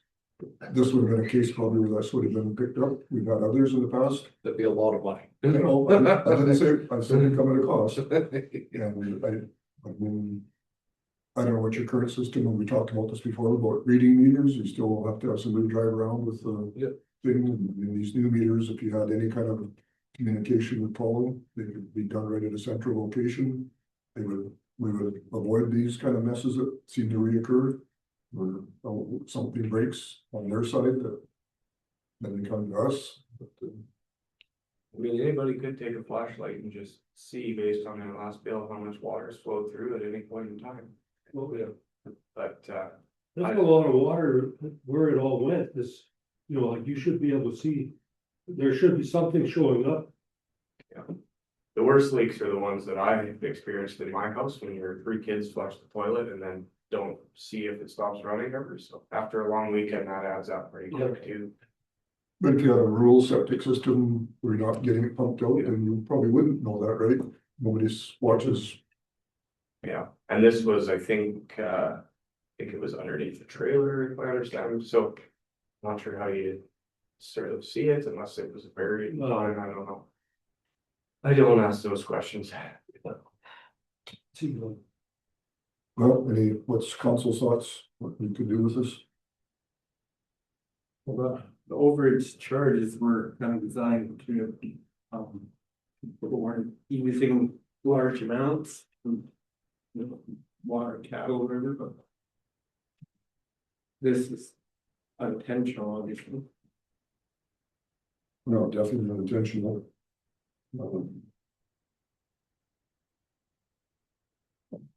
I mean, the water that we buy from Peace River, we don't pay an overage on that, right? We pay a flat rate. No, you pay, there's a per cube rate and a fixed charge. On that agreement, I believe, but no, you don't pay. Yeah. So much after a certain. My point period. is that us charging that extra $98 for the overage didn't really come at a cost. It's more of a deterrent to try to limit consumption. If you think only of the cost of the water from Peace River, then yes. That's what I'm talking about, Yeah. right? I'm not talking about all the infrastructure that goes with it. So my point being, we're not really out of pocket per se by forgiving the overage charge on this small volume on something that was I would consider not negligence, just kind of bad luck. I'll always answer that question. Funny, you're technically out of pocket every time you sell any water. With what you're using, yes, you're not, but yeah, you're subsidizing every cube of water you sell through a rural utility. So that's the accounting. Sorry. That's not my argument. Yeah. I understand that, but Yeah. I'm saying in this particular case. So. Thoughts? I don't know, this same situation happened to me at the store, and I certainly wasn't expecting the county to cover the cost of my leaky toilet. But in this case, I would be okay with doing the regular rate on the overage as well. Brandon? So prepared to make a motion? Sure, I could do that. that council agrees to, I don't know what the ruling was, to give, overcharge, To waive overconsumption charges, is that? maybe throw it up. Yeah, that sounds right. Yeah, I've given you the amount and the account number there. As one of the options. Really don't. And so that's not the total overconsumption, that's just the difference between Yeah, the standard rate. Yes. yeah, and, you know, just. I don't know if you write the letter or tell them that or what, but, pointing out this.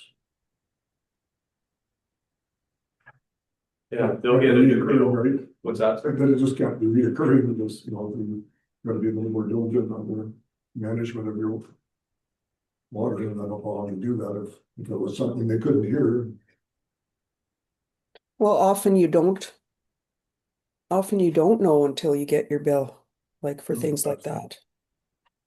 And maybe include wording like to authorize a one-time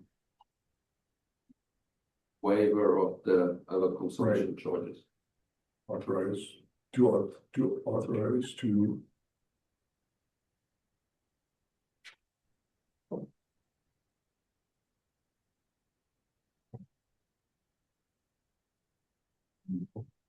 Oh,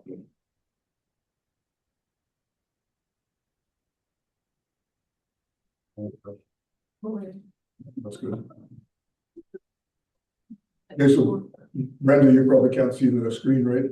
No, if you could read it out, please. Yeah, so acknowledge receipt of the utility bill relief request and authorize a one-time waiver of the overconsumption charges in the amount of $93.60 from the utility account.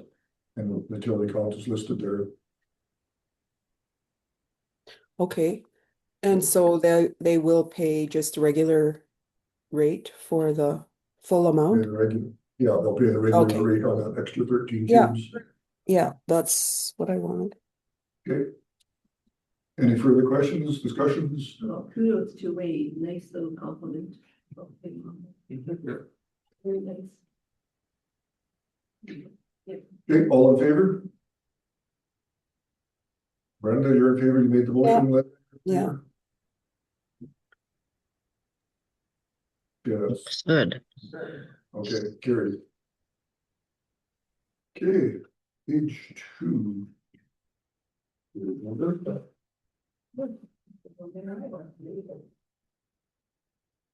jump all the way down to. Well, what time is it here? We've got a NPC meeting, another 15 minutes. Is Pearl online or does she want to come in? We could rank all the way down to her administration, planning and development update.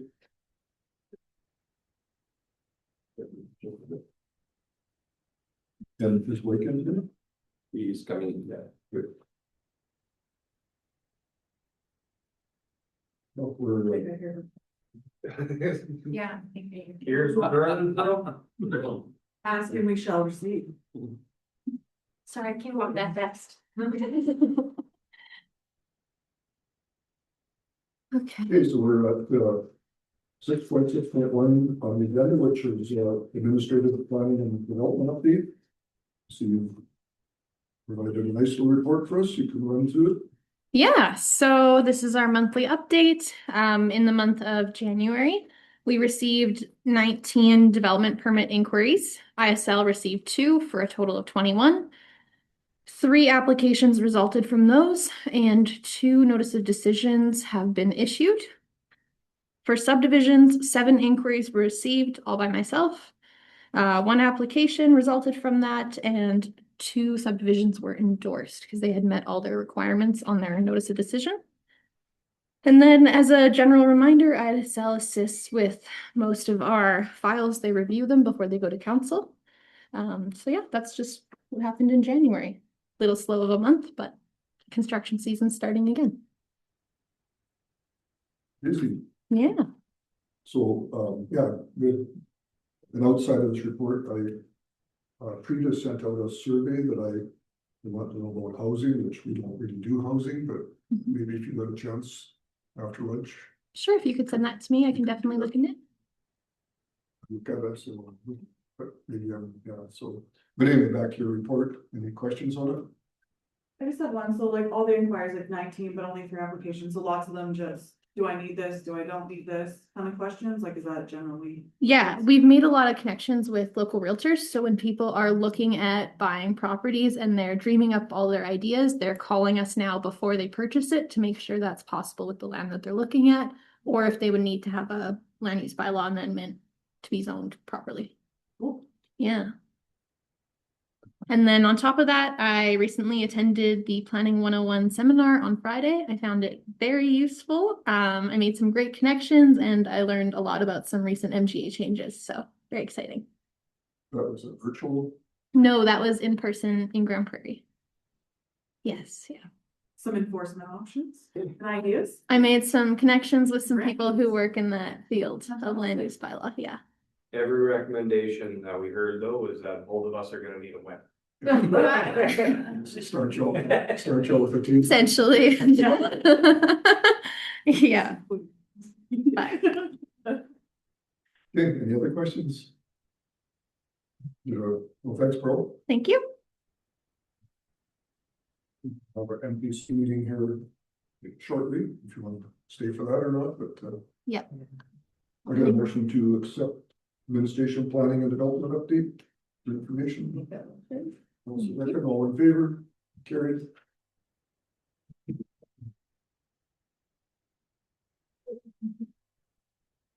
Mix around, we could use him now.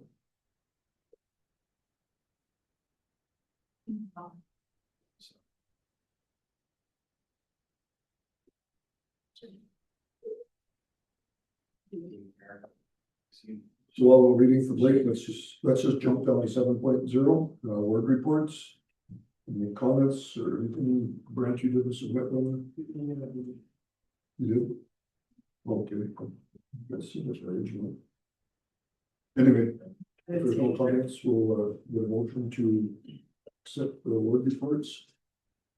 Gary? Councillor Thies, all in favor? Carried. He's not in the building.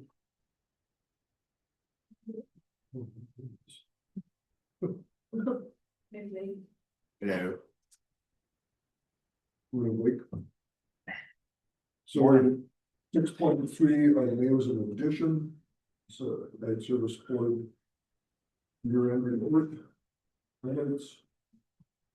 You want to run through it with us? We have lots of time here, so. I can. Yeah. I can read it, yeah. It's mostly just mandatory reporting every year for the, I don't know, Ag Service Board Act, I guess, is a rough yearly update. 260 kilograms of weeds picked. I'm sure that number is low. I'm sure they forgot to give me a sheet when they dropped a trailer off. Usually it's closer to 1,000. Basically, every road's driven multiple times and spot sprayed over the course of the year. The review for the Weed Control Act, they just sent an email out with their new regulation, the new weed list. Basically is what it's been rumored to be for the last year or so. There were 315 new sites sprayed. Basically, that's our mowing program. 1,900 kilometers were mowed full cut, 2,175 not mowed at all.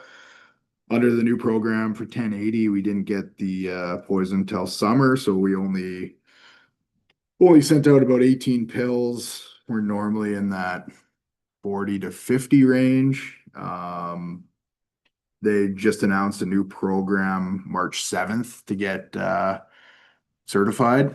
Sounds pretty easy. It sounds like it'll be couple hours of kind of course you have to watch online with some videos and then complete a test. Sounds like the test is kind of do it at your own open book, so it shouldn't be that hard. There'll also be a producer training test for that. So any producer that will want to use and acquire 1080 will have to take basically the same version, kind of more geared to the producer version of the test, and it'll have to be renewed every 3 years.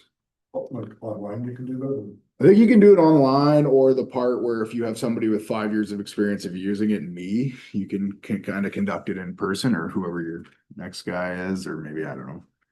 I could come in and do a few guys for you or whatever down the road, but they'll be able to, if you have 5 years of experience using the program, you'll be able to certify your own producers. If not, you'll do it through Lakeland College. And then it sounds like it's about $75 is kind of what it'll do to get the modules and do the test. We can also elect to not sign up for the program at all and not offer it at all too. That's obviously an option if council decides it's not worth the new staff's time or whatever. That's also an option. We basically had no wolves turned in that pilot kind of program we have. Everybody's just kind of looking after it on their own. I don't know. Nobody's really complaining too much. Maybe we just look at removing that policy program altogether. One less thing to worry about. That could definitely be a discussion. We inspected the town for prohibited noxious weeds, nothing in concern. This year we did find 2 prohibited noxious species in on the Keg River Rail Spur. We dealt with that.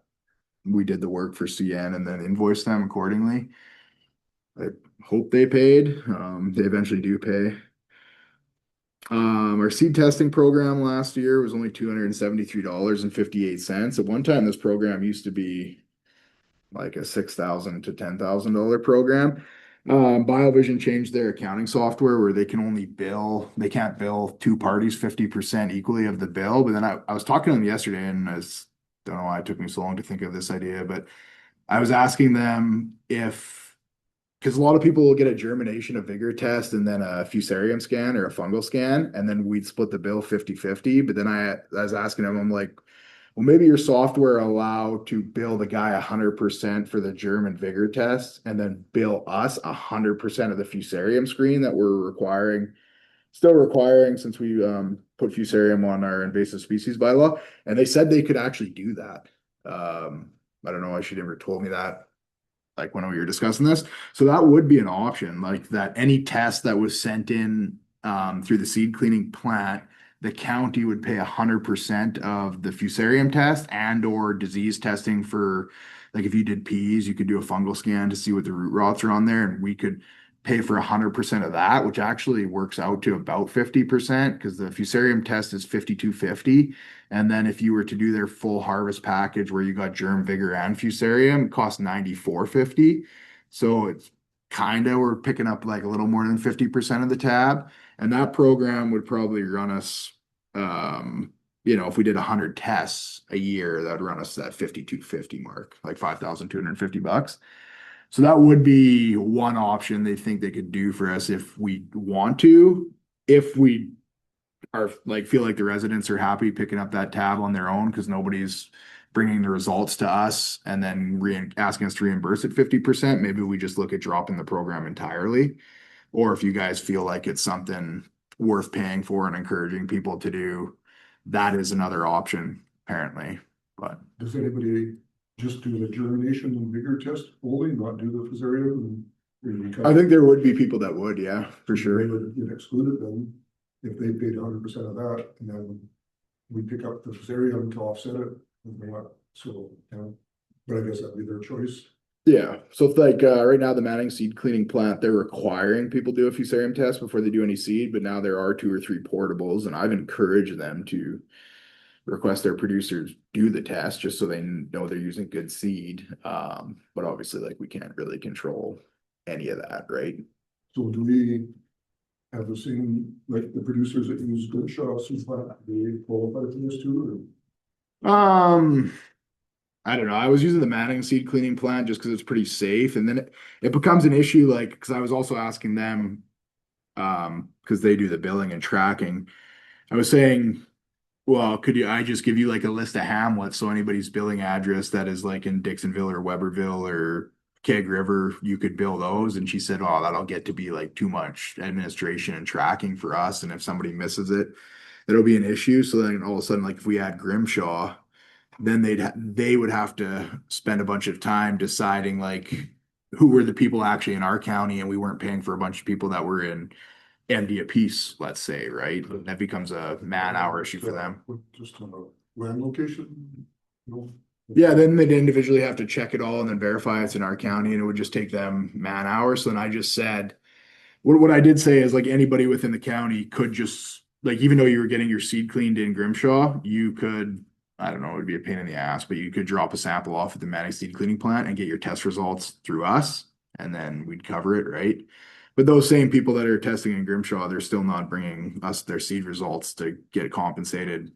Like, we'll still pay 50%. They just have to provide a proof of payment and a invoice and a copy, and they're still not doing it. So like maybe my point is maybe people don't really care. Like maybe they're happy to pay that cost themselves, right? They're not aware.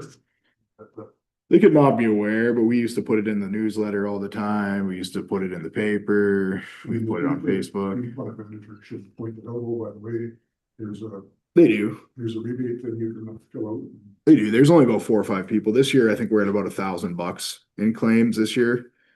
So far, a little over the $273, but I don't know. I think a lot of people just say it's not really worth $200 for my time, is what some people say, right? Is that the actual refund amount, $200?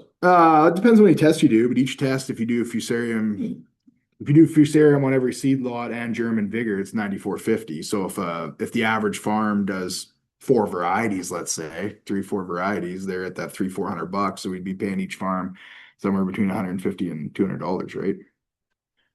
So it's like, I agree with you. I think it's obviously not a big enough burden, or that they're not really concerned about it, or else it would be. So those are the options. We can try to get more buy-in by covering 100% of the fusarium one, or just drop the program altogether, Or leave it as it is. or leave it as it is. It just becomes a point where it's like, I don't know why have somebody familiarize themselves with it overall, but it is like, I don't know, there comes a question, like if you have all these policies and programs and nobody's using them, you should just ask yourself, like, well, why do we even have it in the first place? Or do we need to change it, right? That's how I see it. Like, obviously it doesn't hurt us operationally to just continue leaving it. To me, it begs the question, why have a program if no one uses it? You could always bring it back if all of a sudden a bunch of people start complaining and say, what happened to that program? It used to be a good program. And then you could look at bringing it back and reworking it too, right? Why get rid of it? Could advertise more. Costs us a little time and, not a lot of time, but to carry it out, right? And then somebody's got to send a check. So like they'd have Jocelyn or Denelda or somebody, probably Jocelyn, mailing everybody a $200 check every, once a year, right? Or how many times they do it. Some people will seed test in November and then do some more seed tests in March.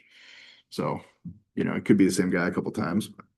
Just as something to either change or don't change, or we don't have to change anything. I just bring in another option I thought of when I was driving home a little while ago.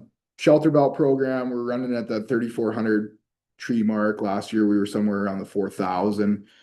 When we first started, we were up at like the 7 and 9. I think one year we had 12,000 seedlings we sold, but there's been some price increases since COVID.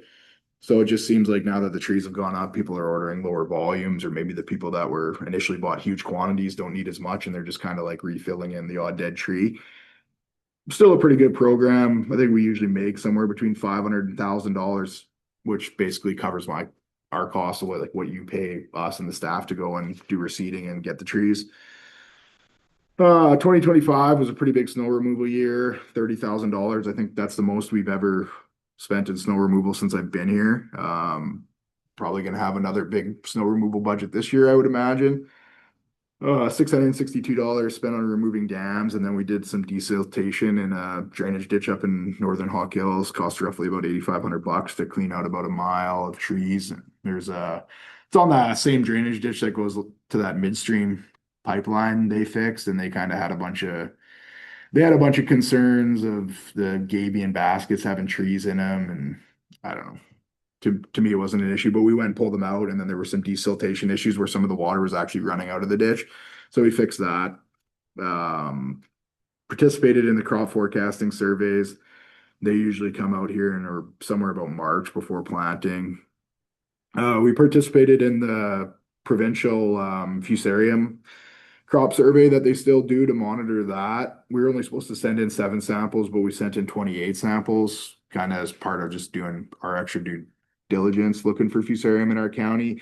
Plus, then if we send them to them, they do all the sampling and grading for free, so we don't have to pay like BioVision or something to analyze it. So we did 28, did 27 for their blackleg, clubroot, and verticillium wilt scan. So we sent, we did 27 of our own fields, and then we sent in 8. They required 7. We sent in 8, to where we basically collect all the stems and put them in a paper bag. And then their plant pathologists grade them for all these diseases, and they check the roots on them for clubroot or whatever, just to verify like our staff or me aren't missing anything. So those are sent in. Seed cleaning plant was recertified at 94.5%. We also have 2 mobile plants. So I got to certify the other 2 mobile plants if they're still up and running here, probably sometime in February. Utility mowing crew, with the kind of dry summer we had later on, had no problem mowing everything in the county multiple times. Rental equipment's all been looked over. Everything's good. It's greased, ready to go for spring. Probably look at it again when the snow starts melting. So in 2025, VSI was up quite a bit. Usually we were spending around that $50,000 mark, but it come in at $53,099 with their fee they charge us for kind of handling the program. In their new requisition letter for 2026, they're requesting quite a large jump over the 51,000 we had budgeted. So they're requesting 58,500, and they're basically building in a 1.5% increase for inflation and then a 10% contingency, kind of over top what they think they need, because so many people were over budget last year that they're just trying to build a little bit of cushion for operating.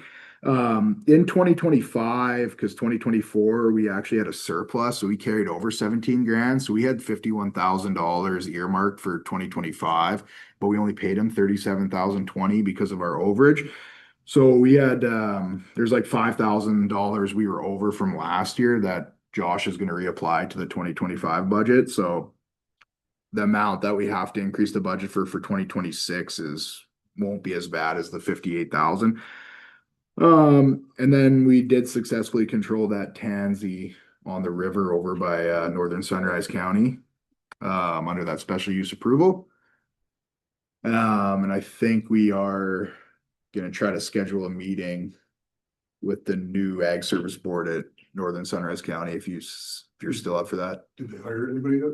I'm not sure if they hired anybody. Gerhard was going to see Cindy on Thursday, so he's going to run it by her and see where they're at with that. Yeah, it wasn't really that bad to do. It was actually went pretty good. It took us about a half day with 5 people. We took all 5 crew there to do all the picking of the chamomile real quick, and then after everything was picked, we just sprayed it.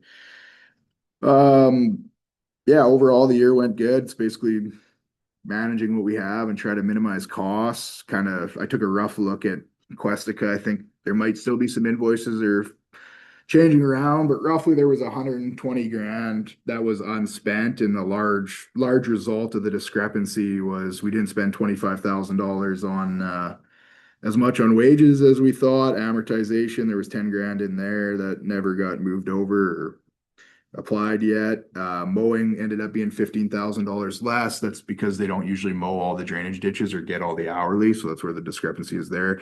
There's contracted spraying. There's $15,000 set aside there for if we had to spray out a crop or a weed patch or whatever, and then pay for that work ahead of time and then try to rebill it. So we got money set aside for there. Snow removal and ditch maintenance, there was 20 grand there that was left unspent. VSI, there was, like I said, we had the $6,000. There's $12,000 left there that we, because of the surplus from the year before, $2,500 less on fuel. And then revenues ended up being higher, and a big portion was the rental equipment. We increased the rate of the rental equipment in September from the $300 to the $1,000, and then that 10 times jumped the revenue, like doubled or tripled it, right? And then one of the grants ended up being about 18 grand higher than normal, because it's 170. We get 178 now versus the 160 some that was projected when they did the increase. Other than that, that's basically all I have. Yep. Do you have any questions or? You haven't changed your mind about resigning yet? I think they're looking, I think Charles, he's pretty excited to hire somebody new. He's got all kinds I'm of just excited to get rid of you, Blake. hair color and cup size he was asking about, all kinds of weird questions. Okay, thank you. Any questions? No. If not, I have a motion to accept the report. I can move that. Marilyn, all in favor? Gary? Have a good day. Okay, I'll adjourn the meeting and turn it over to Chair of the NPC. Okay, you'll call the Municipal Planning Commission meeting to order in the minute 07. And we'll just go right down to the agenda. Are there any additions to the agenda?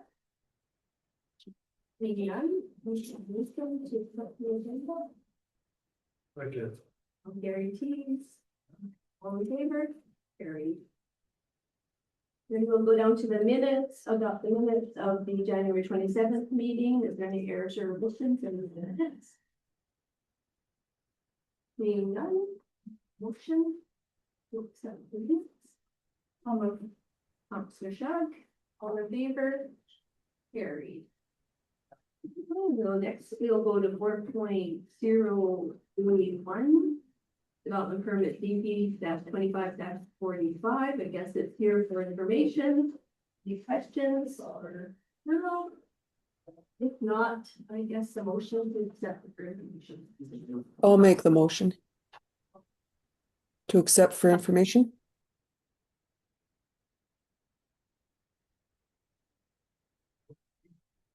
Okay, we'll give it to Brenda because she has the main motion. So Brenda, Councillor Yasinski, all in favor, carried. You'll adjourn the meeting at 11:09. Thank you, Council. I'll See you. Sounds good. Okay, with that, we reconvene our regular meeting down to 8.0 municipal package. There was several additions to it. Any comments coming out of that? We get a motion to accept the info package. Okay, Councillor Feast, all in favor? Carried. Dan, we got a couple delegations coming up yet, but if we have time right now, if you had any open mic questions, but you may have more after delegations. Mostly I'm just wondering what your decision will be on suicide prevention, so. Yeah, and we can talk about that now, I guess, because I don't think the other delegations are gonna require any council discussion. So, let's do that, and we'll jump down over top of open mic and go to a decision on the financial request from the suicide prevention group of $10,000. Josh, did you? Give you how much is left in your What we, donation budget? No, but I can read it to you for, you have $61,900. what you contributed to the school before, or did we? It was like It was on the last. 3,000, Yeah. I think it was like $3,000 when we had their grand opening. That's only. And that was like 2 years ago, Or 3 years. in 2002 when they opened. It was Maybe it was on, even 2,500. it was on last meeting. Yeah, okay, so it wasn't $10,000, it was, 25 or 3. And so I know our last council motion was that I was going to discuss it at the mental health task force. And there was some of the municipalities that had gotten a letter, some of them hadn't. I don't believe that Grimshaw has, but don't quote me on that, because I'm not 100% sure, but they do subsidize the rent and the utilities and the building. Maybe that's why. All the other councils were in the same boat as us. They got the same letter, so they had requested a financial report be brought back to their council, so I think a lot of them are gonna be talking about it today. That being said, the decision was, is we all kind of felt the same, like, this is a provincial jurisdiction and they need to kick in and do something. We did have a conversation with Recovery Alberta because they sit at that table and they are two very different entities and don't work together. Just because of the nature of being a nonprofit and not, so that was a question, Brenda, that we talked about at the table too, is what they did with Recovery Alberta and Peace River. So just not the same. That being said, I think, all the social side of things kind of seem to be my committee mandate. I think it's very important that we keep it going ahead, although given the financial state that we're all in, I don't know that us funding it long-term is very sustainable. I would be okay with like maybe looking at like $5,000 on a 1-year term and really put Minister Williams' feet to the fire this afternoon when we see him. It's also been a conversation about maybe a future resolution coming out of our task force committee that maybe we do some pushing, because we can't keep backfilling in all of these asks all the time. They're important and they're mandatory. I mean, we heard it at the Peace River School Division meeting the other night, that mental health for our youth especially is critical and it's at a tipping point and more needs to be done. So that's just kind of my feeling of where we're at. And I think everybody else that sits around the task force committee and the other municipalities kind of feel the same. Yeah, so, I mean, what was it, $77,000 deficit? 76. So. The 5 municipalities are in the other group, the mental health thing that you're on. Yeah. Is that kind of like River Shop, Peace River, MD, Sunrise and West? Yeah. Village of Irwin, Town of Grand Town, Peace River, Northern Sunrise, County Northern Lights, Davis. And then the women's shelter and Recovery Alberta, MS. And it's so frustrating when, these organizations that are important. That, the government doesn't take, they want to download it to the municipalities, right? Well, and I think it's kind of unfortunate they're in that gap, right? Like, so they're in that year where they can't apply again for that grant funding. So it's kind of like they get grant funding for 2 years and then in 1 year they got a gap, right? So I don't know that I feel totally comfortable doing a multi-year agreement at this point. I think we can do some work in the meantime. So I was kind of thinking like maybe 5,000 and then let's get some advocacy work going. And make it really clear to Minister Williams that he can advocate for his region too, right? Like it's important work and they are the only ones that are currently working in the schools right now. So that's really concerning. Yeah. Unfortunately, this seems to be a crisis that's growing and not going away. Absolutely, and it's only getting worse, and I think our youth deserve it. I don't know that it's our jurisdiction to step into, but we're also stepping into a lot of jurisdictions and funding that aren't really ours either, right? So. Well, I mean, I guess for comparison, we fund volleyball tournaments and you would ignore this one. That would seem very irresponsible. Well, our clinics, all kinds of things that are blurring the lines of what we should and shouldn't be funding, right? I feel like it's really important, it's needed. I mean, it's hard to dispute the evidence. She has a lot of engagement in our municipality too. I don't know, I really feel like we need to dig our feet in and hold our government accountable. I feel like us giving in and giving them the $10,000 is only gonna give them an excuse to keep pushing it back on us. And I think we have to push back, but not at the risk of the suicide center losing out either. Yeah, that's the part I'm scared about.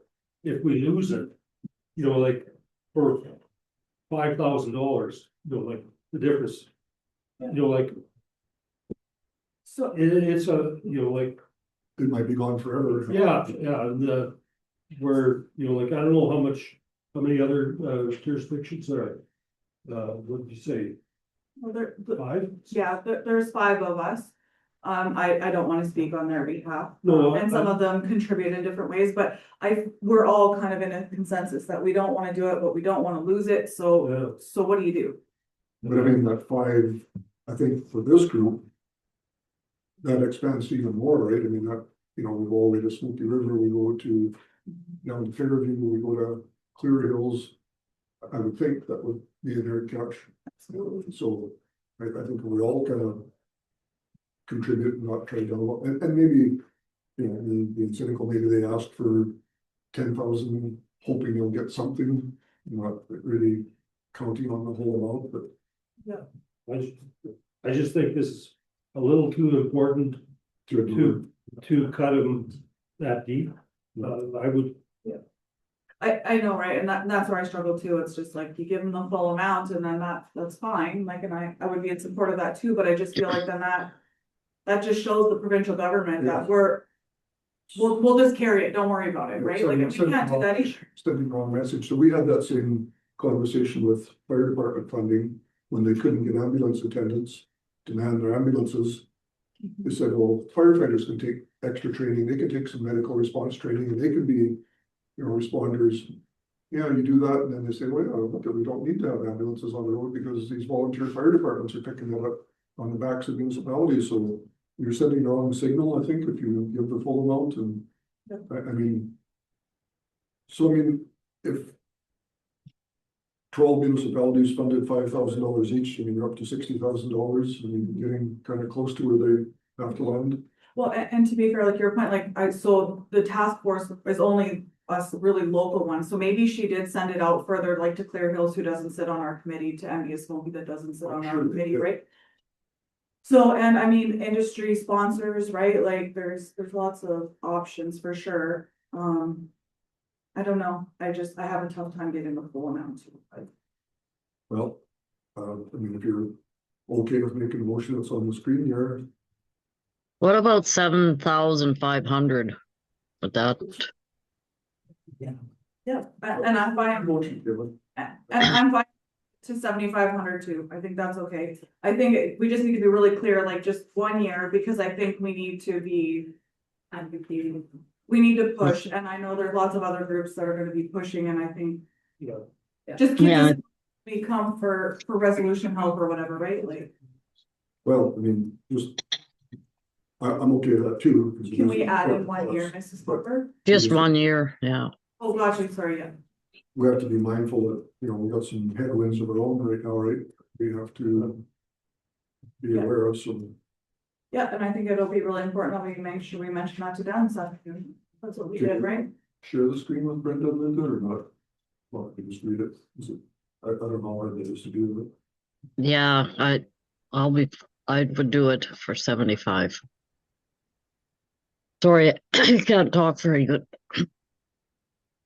Did you want me to read it out? Well, I can read it. I don't know if we can share the screen with Zoom, but, so moved by Councillor Chun to fund $7,500 for the 2026 year to the Resource Center for Suicide Prevention Office of Grimshaw, coming from council grants, and lobby the provincial government for funding in this area.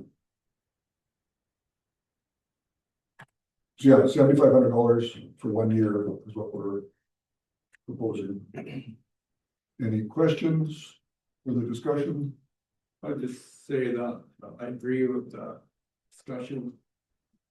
The top one, and this issues affected my own family. But, for us to take it on and fund it long term, but it's not feasible for us. We've got a lot of the plate already. But I would support this. Well, unfortunately, I don't know who it's gonna affect, right? So to try to get ahead of this. Okay, so any other comments? All in favor? I'm gonna call Linda in favor because she suggested that amount, and Brenda, you're in favor? Let's give a thumbs up. I think that's good. Yeah. So that's carried. Okay, so now that answered your one open mic question. Add any more for now? That was mostly what I was concerned. Okay, well, we have Glenda here from Stars, so we might wanna enjoy her presentation, and we'll may have more questions after that. So Glenda, come on up. Oh, thank you.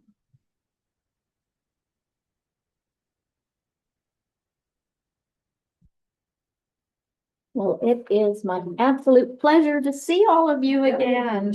So, Introductions, you've met us enough times. yes, no, I'm very Two excited. members that are absent, but they're online. Okay, See them there, Linda and Brenda, so Okay. wave hi to them and. Hi, Glenda. oh, how are you? I hope that you're gonna get better soon. Thank you. So, welcome, and Thank you. we got your PowerPoint is on our screens, so Is there some way to make it bigger? No? Screen now. Oh, I should warn Teresa too, maybe, I forgot to take the, timings off. So it might want to advance on you before I'm finished And we talking. don't have that part.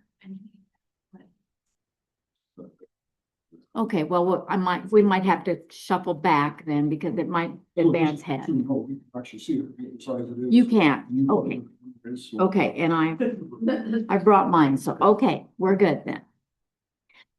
So, last December 1st, 2025, we actually celebrated the actual 40th anniversary of STARS being in Alberta. 40 years of serving Albertans, more than 63,000 missions flown in that time, and always remaining a charitable model. That means no bill to the patient. None of this is possible without partnership. Next slide, please. And of course, last year, April 30th as well, it was devastating for our team because we did lose our founder, Dr. Greg Powell.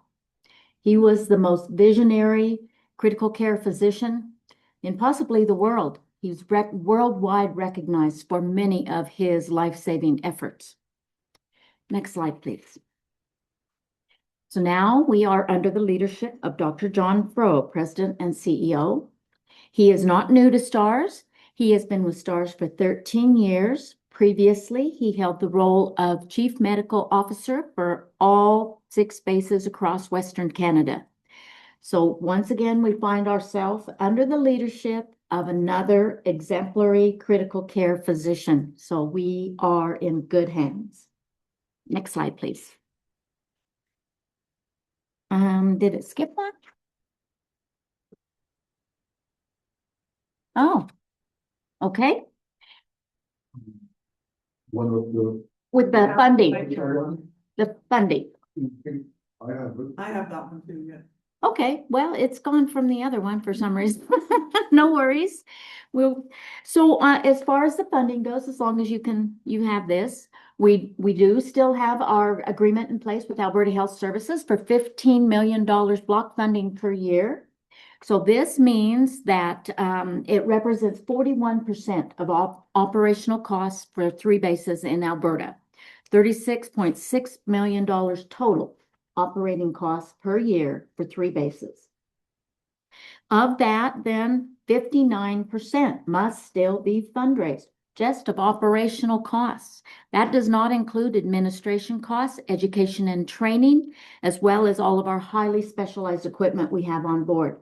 We reach out to individual donors and corporate sector to help fund all of these other aspects, in addition to the 59% that we must fundraise. And of course, our beloved lottery is underway right now as we speak. It is in its 33rd year. And the, excuse me, early bird deadline is February 24th, if you want to support. It's really, it's the mainstay for our helping to support operations. Usually we net enough funds that almost pays for 1 base in Alberta each year. That blew my mind. So that is really a feat in itself of us all coming together. Excuse me. And everyone doing a little something that actually pays for 1 base every year. Okay, so now we're on to this slide. So our helicopter, as you can see, picture is worth 1,000 words. It is very much equipped as an intensive care unit environment. So we are bringing the intensive care unit right to the scene of an accident or wherever you may be, out in the middle of nowhere. The hospital is basically landing, and we have the critical care crew that has the expertise and knowledge. That is one of the reasons why STARS is the dedicated critical care provider across 3 provinces across Western Canada. We have highly specialized medical equipment on board. We were the very first in North America more than a decade ago to bring universal blood on board. Because we have seen so many high-level trauma cases now. We have increased to carrying 4 units of blood on board. As well, last year I reported to you about the massive hemorrhage control medication. This is brand new as well. So STARS continues to be a leader in innovation by being able to bring this on board as well, especially for patients that are at very high risk of bleeding out. So then once we give the first 2 units of blood, so these patients have something to build on, then we can apply the massive hemorrhage control medication. And this helps these types of patients to build blood clots. So while we're en route, then we can follow up with the second 2 units of blood. And it is a game changer for these very high risk patients. As well, we also carry the thrombolytic drugs for heart attack, stroke, and pulmonary embolism. So these are just some of the, exclusive things that we can bring right to the scene of an accident. Next slide, please. Yeah, there's something went wrong there. So do you have this one? It's about the mission types. They do on their screen. Okay. So mission types, the top 4, we represent 80% of all of our call volume, and the numbers are up again this year for cardiac, vehicle incident, other medical distress, which will include stroke, as well as trauma. So 80%, really does show the fact that the need for STARS and the fact that, we are bringing that high level of critical care. So then chain of survival partners, we are very fortunate and we love our fire departments that we work with every day. They are the ones that keep everyone safe on the ground and make sure that we have a safe landing zone area as well so that we can reach the patient. We also work with first responders, and we're a key resource for RCMP and able to be the first out the door to start search and rescue while they are putting together search and rescue teams. And so this is another key component of where we really work very closely with all levels of chain of survival. As well, we work with ground EMS and fixed wing.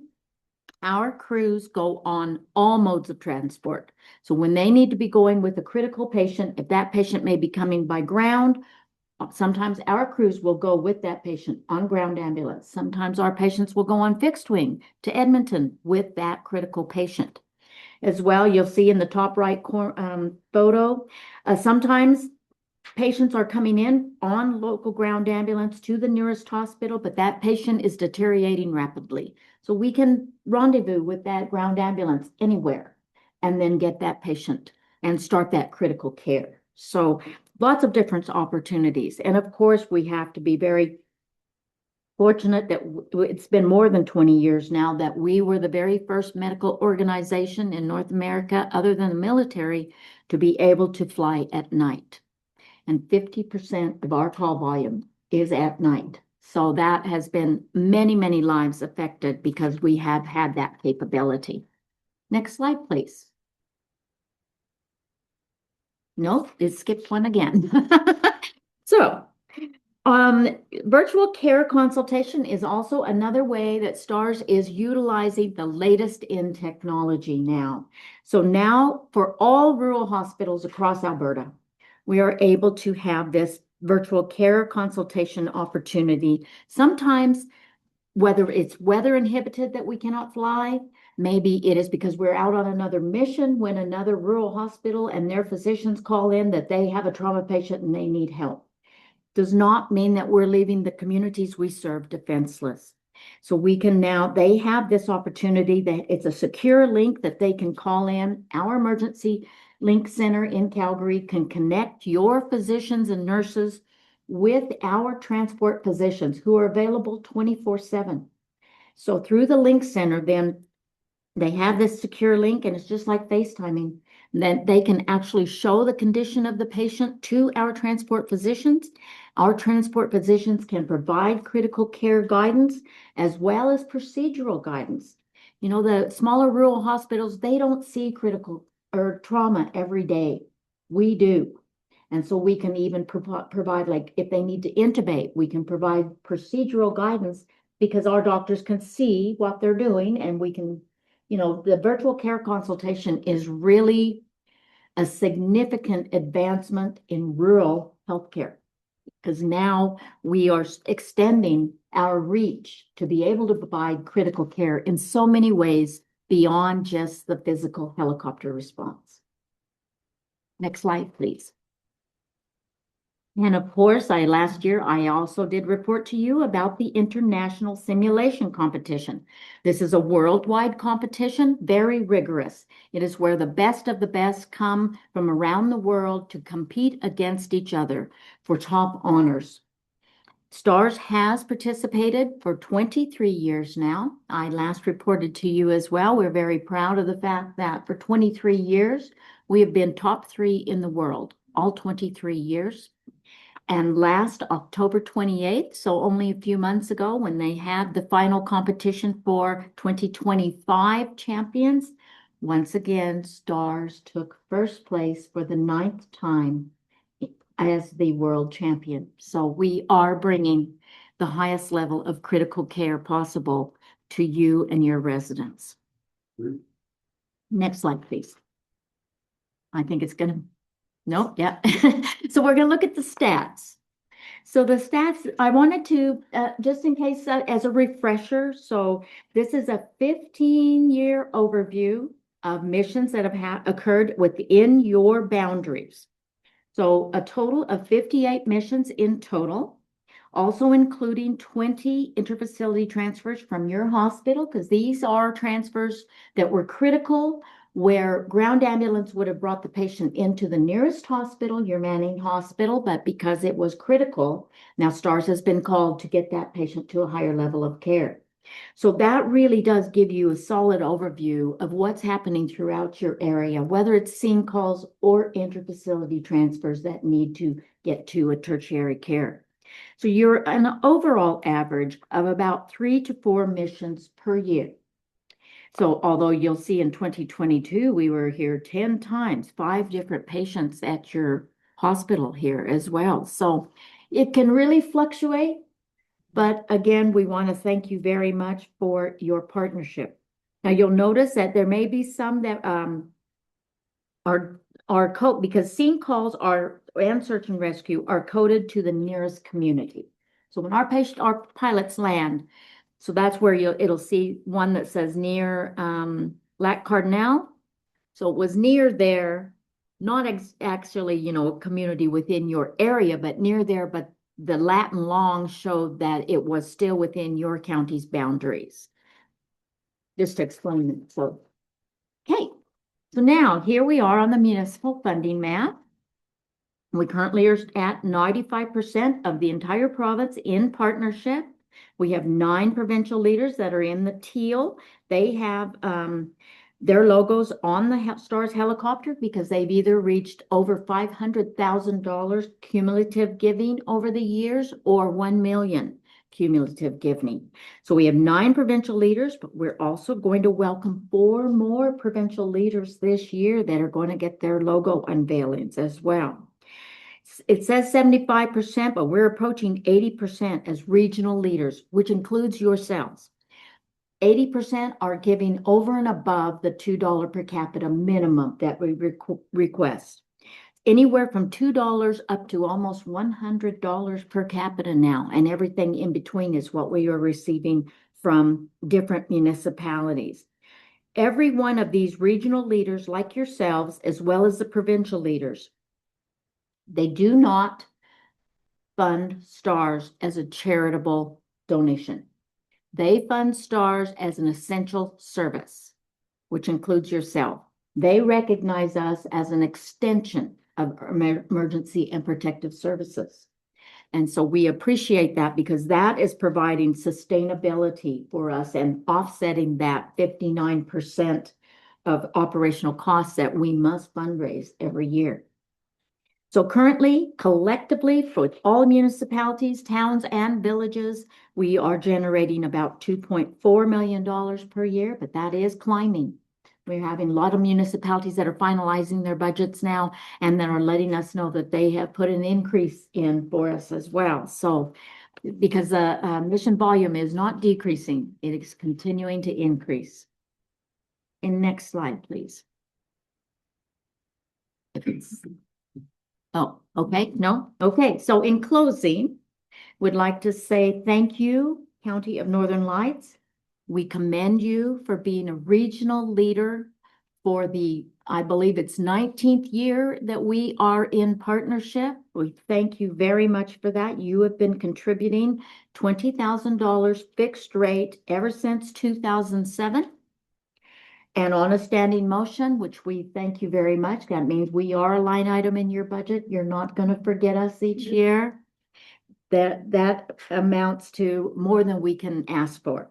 Previously, you were on a 4-year pledge, so I didn't know whether or not you will continue on a standing motion or if you would rather put in a 4-year pledge again through your council term. But either way, it is providing sustainability for us. So appreciate that and would just like to, you may need to discuss, but I'd like to clarify whether or not it will be standing motion or it will be 4-year pledge at some point. Teresa or Gerhard can let me know what your decision is, just so we know on our end what we can put into your giving record. I brought you the latest brand new calendar as well. And I really want to take this opportunity to again thank you for, I've had so much fun working with your council for all these years, 19 years. And this, because that, you need a new one with the new helicopters. So we want to present you with a plaque to show your residents what you are really doing for, in their best interest for health and safety. And we appreciate your partnership so much. And I would like to ask for a photo opportunity, maybe after questions, if you wouldn't mind. So just before we do that, one question on your funding map. Yellowhead County, they still haven't signed on it. So do they have a new councilor now, or they had any breakthrough with them, or? I did. I went to see them just a few weeks ago. They had already finalized their budget and they did not include us for 2026. But I did go purposely to meet their new, they do have a couple of new council members, same mayor, Mayor Williams. And I did provide a really thorough overview so that they have a very good understanding of what our municipal funding partnership really stands for. Which is why I'm stressing to all municipalities, even those like yourselves that have been long-term supporters, that it is not a charitable donation. We should not be in that same bucket of money because it is emergency and protective services that we work with every day. And that is what we are providing. And we are doing most of the heavy lifting in finding the funds every year to maintain more than $36 million a year. It is not cheap to run helicopters. And we have no control how many times we're going to go out the door each year, but it keeps climbing. So, this is an extension of emergency protective services. So I'm hopeful that they are going to relook at how they look at stars and that they will join us. So they have invited me to come in September. I have confirmed September so that we will be considered for 2027. So let's keep our fingers crossed. But if you know any of their council members personally, it doesn't hurt to please help us that this is It'd be interesting how many missions are carried out in their municipality. I'm sure there's some, right? They're very busy on Highway 16. We do a significant amount of them. Significant. Pardon me? Significant, we do. Yeah, I would suspect it would be significant. And a lot of industrial work there too, oil, gas, forestry. That's right. So, okay, where do you want to take a picture of it? I'm thinking maybe that. Okay. I'll grab the lights because there's a light on. Yeah, how much do you think that wall is? Or should we do it in the hallway? Last time we did in the hallway. In the hallway. You wanna go in the hallway then, yeah? Sure. Yeah, so we're going to picture, right? Yeah, so maybe just the general. Oh, I see what you're saying, yeah, please, I see what you're saying. Yeah, so we'll adjourn the meeting until, we can meet after lunch, so, but we'll go. Do a picture thing first. So I'll redo the cap. I'm pretty close to this owl. Is it gonna be right up my nose when they're looking at me? Okay. Thanks.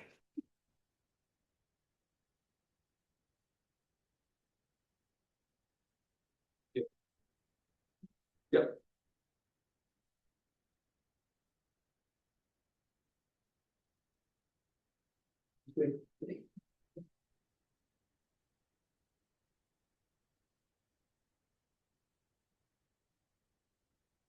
He's, couple stepped out, we'll just give them a minute to get back in. No worries. What's your schedule, you in a rush? I don't know. What's my schedule? Am I on a rush, Angela? Full hour. Right.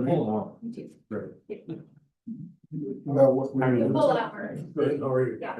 Yeah. Starting now? Starting now, yeah.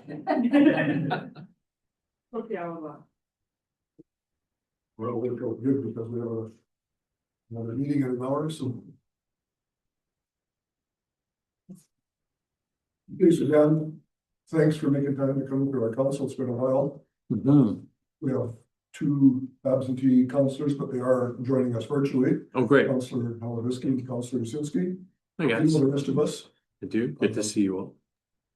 And you know Angela, well, the gentleman with you if necessary. So I have Angela from my constituency office joining me out of Grimshaw, and then I have Isaiah Dirksen, who's from Lacrete, but he now works in my office in Edmonton as a policy advisor, so he's traveling with me.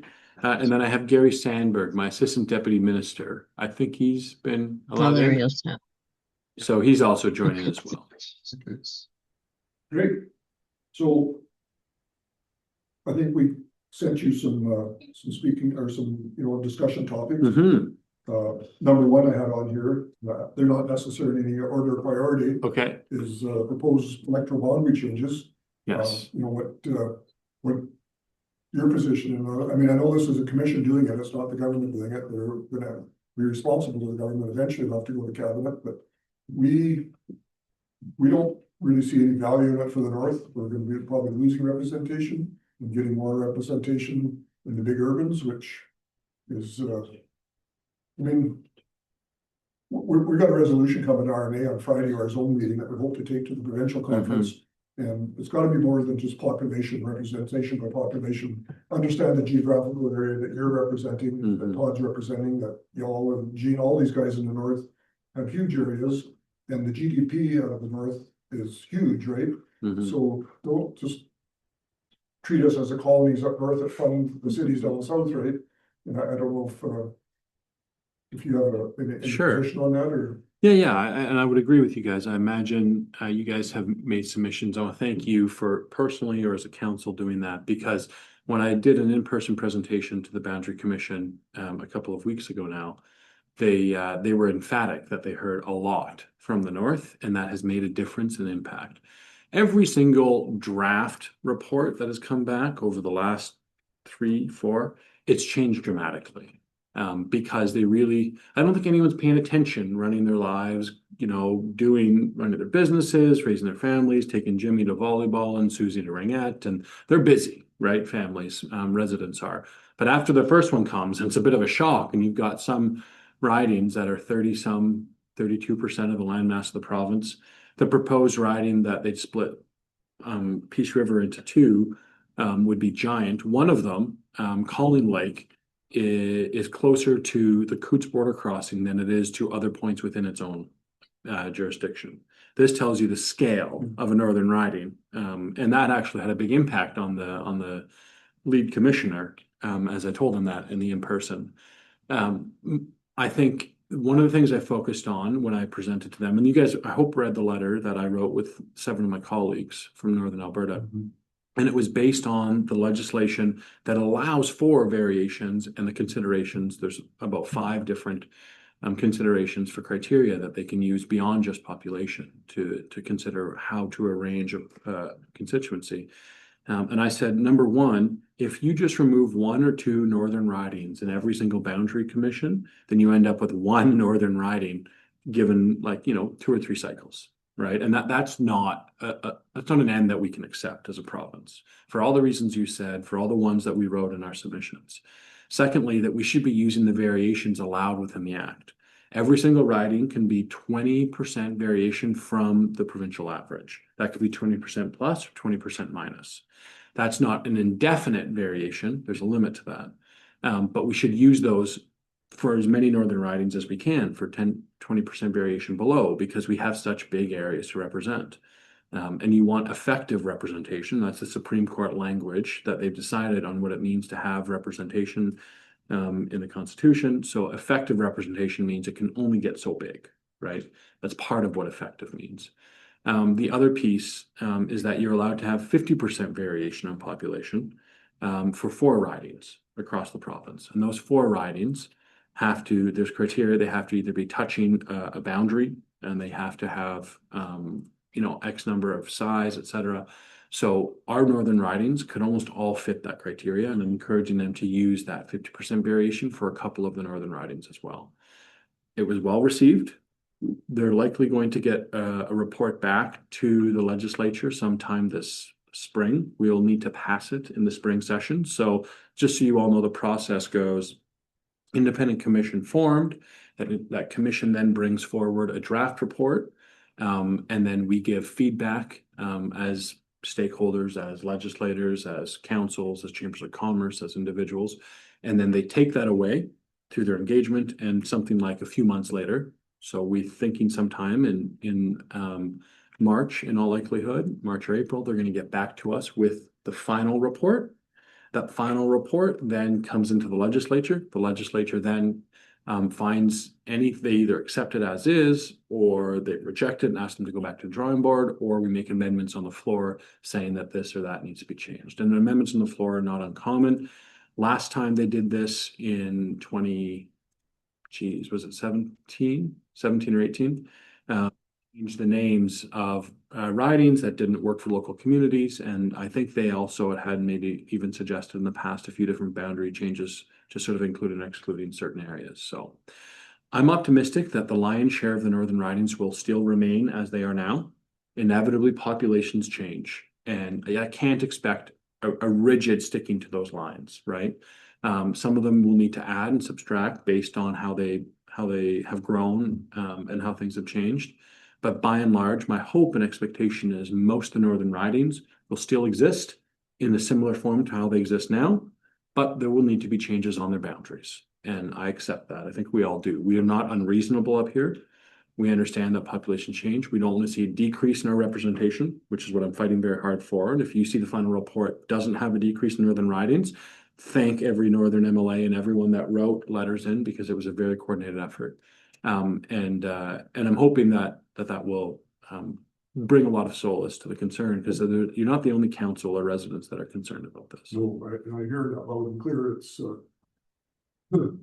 lots of people aren't happy with the proposed changes, and I went to one of their hearings they had and heard presentations from others, so hopefully the tide will kind of help. Yeah, I think that is, well, I mean, you'll see when I see. I don't get a sneak peek on it. So whatever comes out when it's tabled in the legislature will be available digitally that same day or within 24 hours. And then we'll have a conversation then. But if worse comes to worse, if there's something fundamentally unacceptable, I will make my point, my voice heard in the legislature, because I ultimately represent my constituents before anything else. Good. Yeah.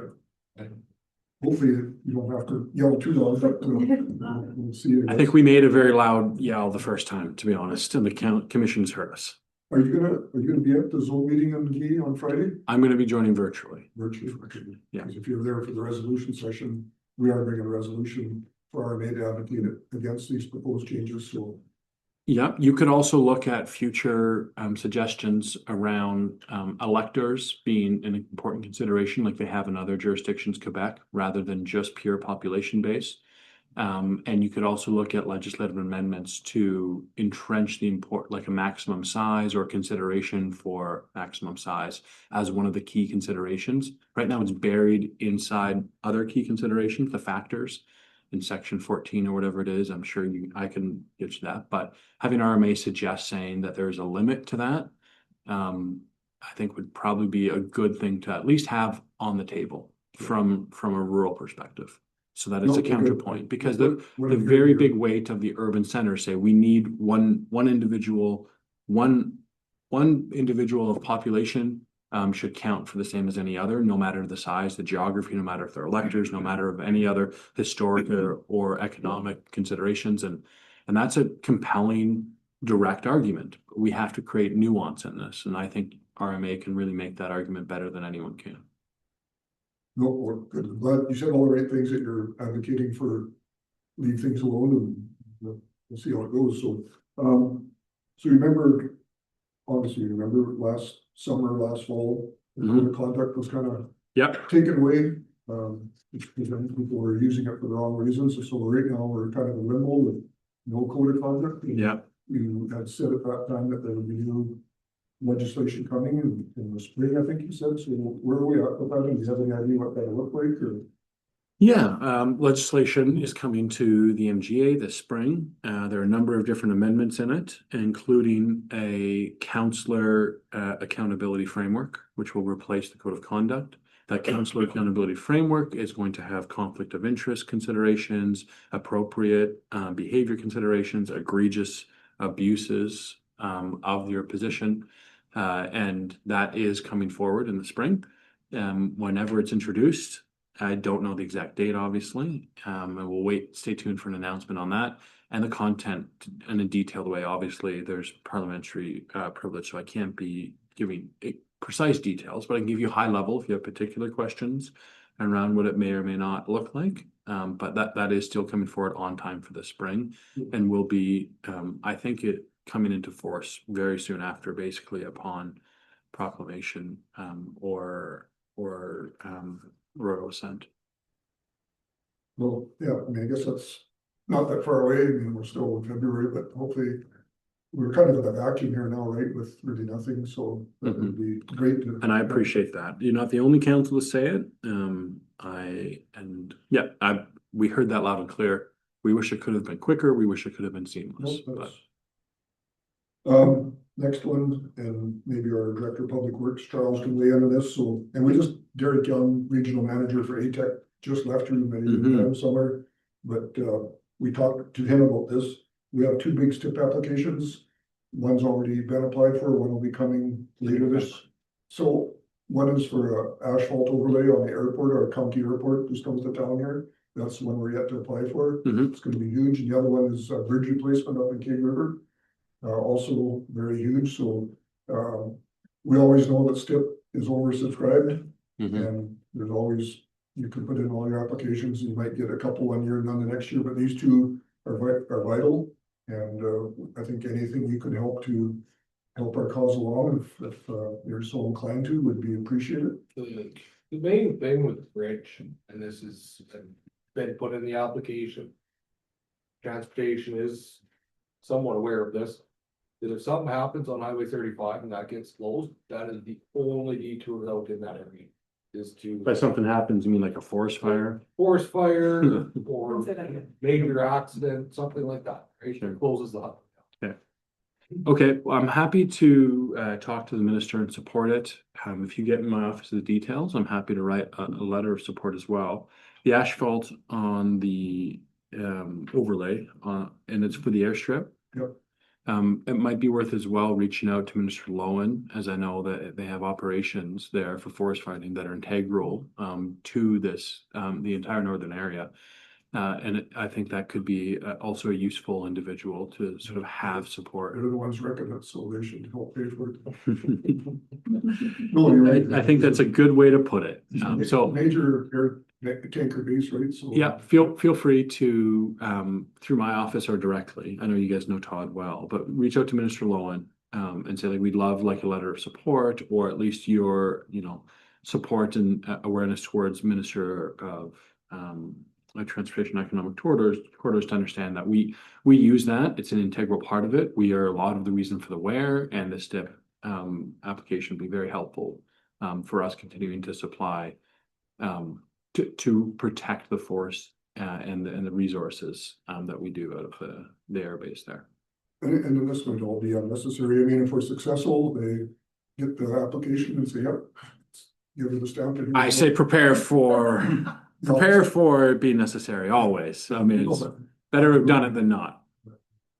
Yeah. So, yeah, we'll have administration get you the details on the bridge and the airport and all through it, and then we can send it on to Todd as well. Hey, did you guys want to send it to Todd, or do you want my office too? Might be just as good coming from you, to be honest.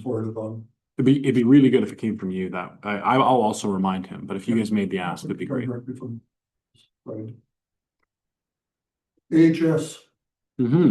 What's going on? Well, still a mess of management, and I wrote a little briefing here, and I'm not gonna take the time to read it all. I'll leave it with you or Angela. You know, they went through this, Alberta Health went through this whole revision of AHS structure, had consultations around the province. You know, it all took them over a year. I think it's still kind of going on, how they're realigning it, but what I'm seeing at a local level, and I'm speaking for the Manning, and I don't know what Grimshaw, Peace River are any better, but we seem to have not got away from the centralized decision making that just wasn't working before. So now, for example, in Manning, we're facing staffing shortages in the clinic just because of the way the management is doing things, and they want to close the outpatient department and direct clinic patients over to the ER. We're a small community with one doctor on call, so you can't be tasking with, you know, emergency hours to see clinic patients. Somebody needs their driver's license renewed. Well, they shouldn't be going to ER in the middle of the afternoon to do that. It's massively more expensive for the system. Yeah. So I'm gonna leave this with you, but I just, and plus they're trying to implement these different pillars of care within our local hospital, you know, long-term care, acute care, emergency care, public health, and putting managers in each one of those positions, and managers that are gonna need staff, they're gonna take staff away from frontline services.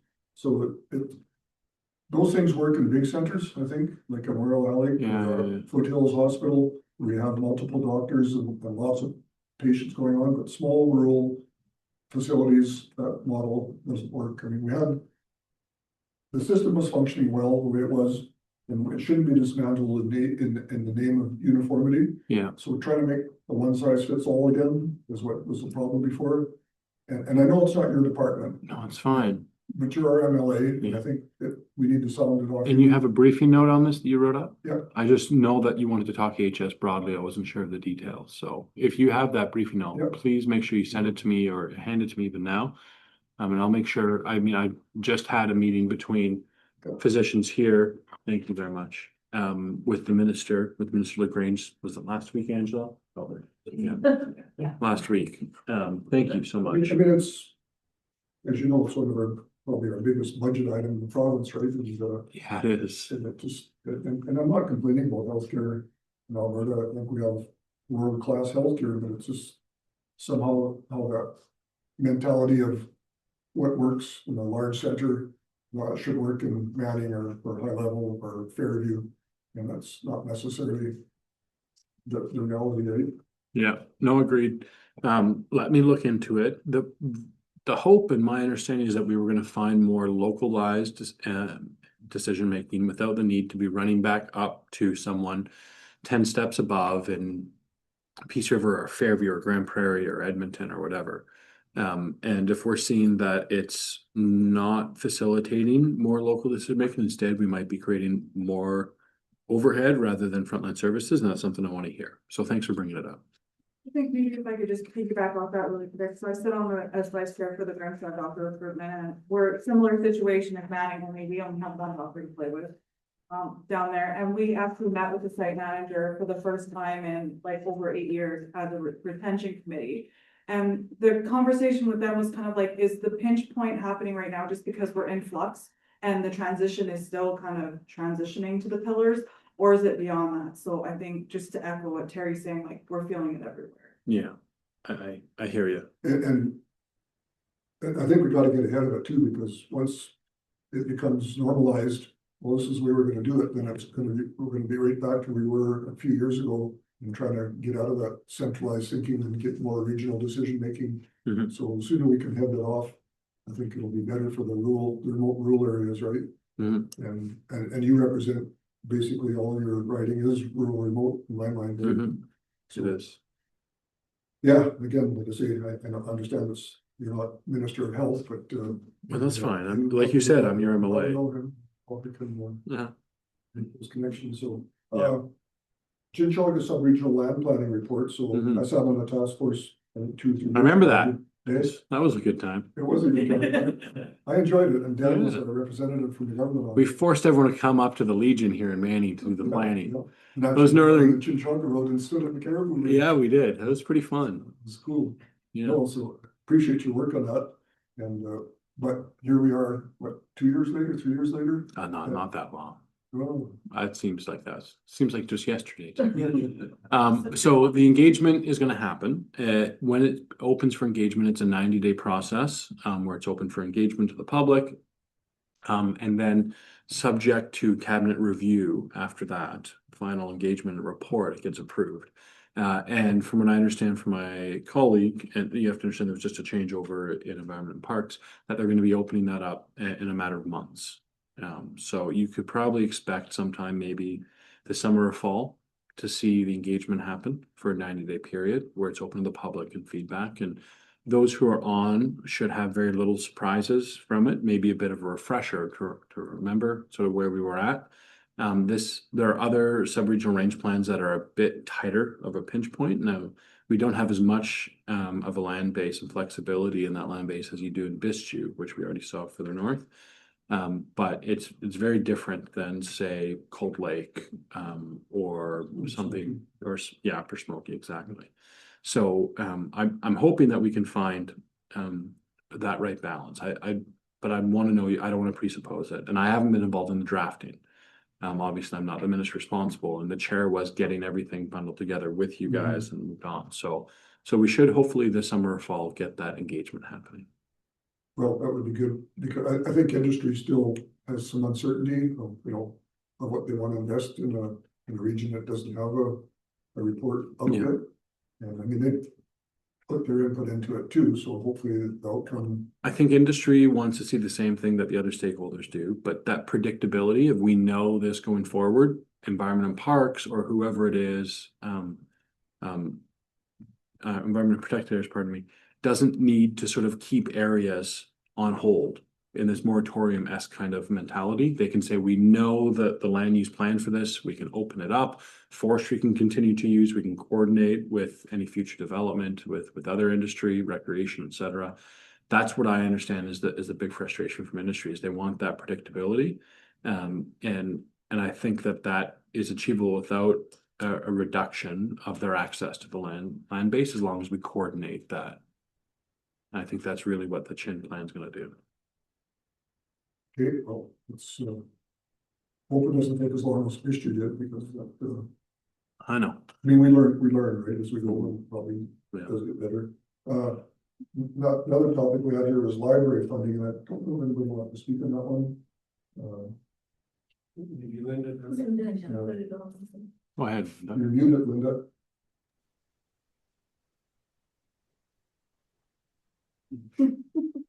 Linda, we can't hear you. You have to unplug your earphones.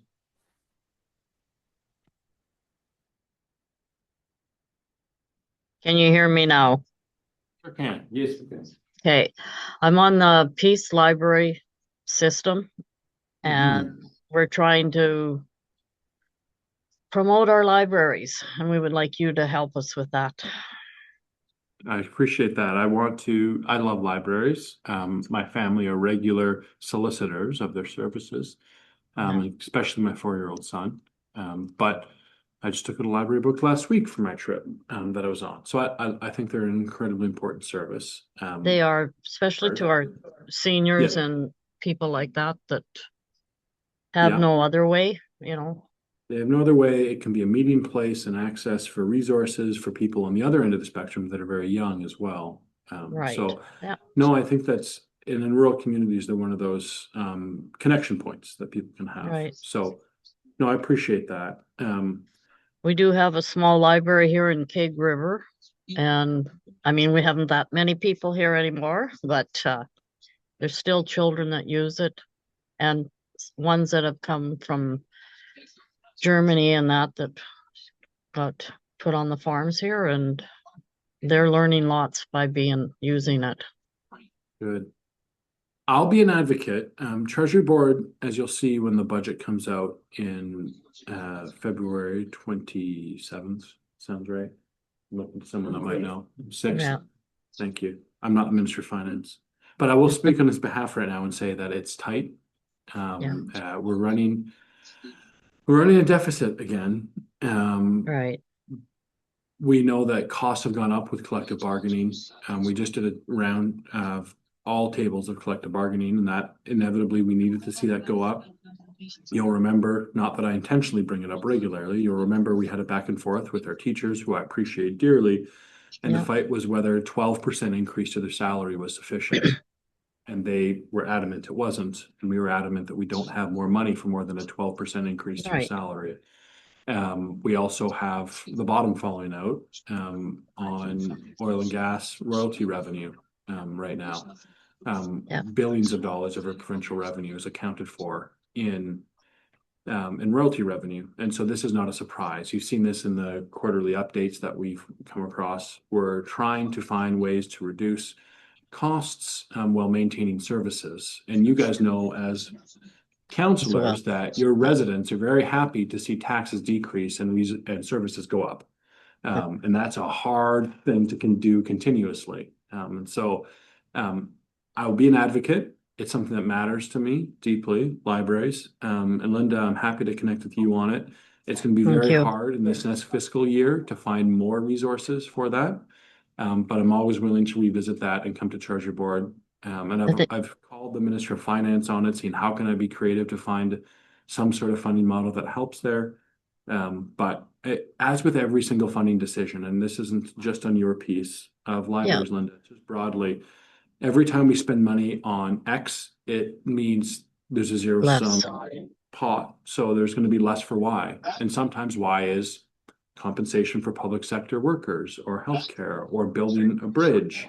And STIP funding, right? Like, it's all one pot. And so this is the tough thing about the roles that we all share as elected officials, is if they're easy decisions, we wouldn't need to make them. They'd be pretty obvious and we'd all agree. So they're hard.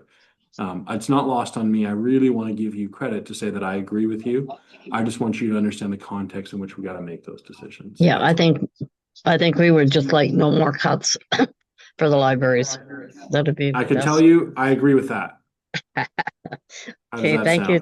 Yeah, thank you. Thank you, Linda. Yeah. Yeah, the trajectory of the economy is great, it's just. Well, yes and no. Just talking about. Yeah. I mean, I think that internationally, there's a lot of talk around whether it's technically a recession or not. I'm not an economist, and I don't know whether it meets the multiple quarter definition of negative growth, et cetera. But we can expect to see that between this realignment and tariff moment that we're seeing coming out of the United States, that it has at least a pause in markets, if not a reduction in growth. And when a country like the United States tries to redefine global international trade, there will be consequences to that. So yeah, there's a lot of challenges internationally, and a lot of factors, even us, when it comes to our provincial revenue, where we rely deeply on, is the United States opening up the world's largest reserve of heavy crude in Venezuela? And how long will it take that to get online? Like, those are things way out of our control and pay grade, right? But nonetheless, massively affect our revenue in ways that it's hard to comprehend.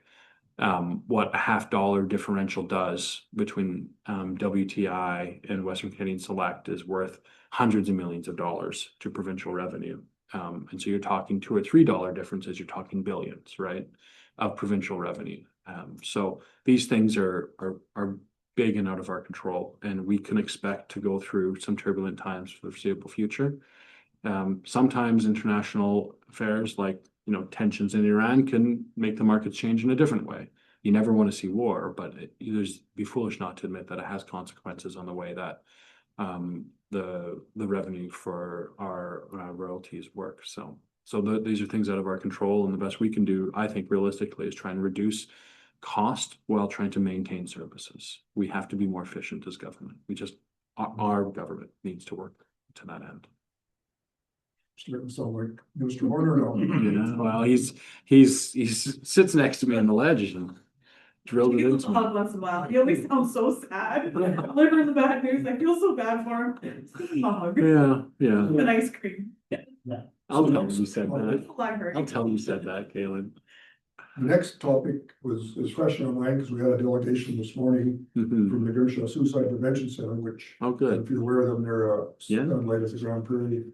I know, I've Prevention. supported them in the past in my previous file. Well, it is. I mean, that's exactly, you have you got roots in this because you dealt with it, right? So they're running roughly a $76,000 deficit, and they got nowhere to turn other than the municipalities to help them out.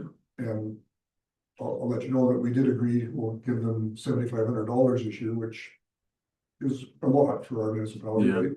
I mean, they asked for more, but we settled on that. I'm assuming they're approaching other municipalities. What's the deficit again, the rent? 76,000 and change, yeah. Okay. So the discussion we had that this should probably fall under our provincial government's watch, right? I mean, that this is another thing that's being downloaded onto municipalities, not, kind of by default, I guess, that they organize this group, which you working in mental health and addictions, you probably see the value in having such a service in the region.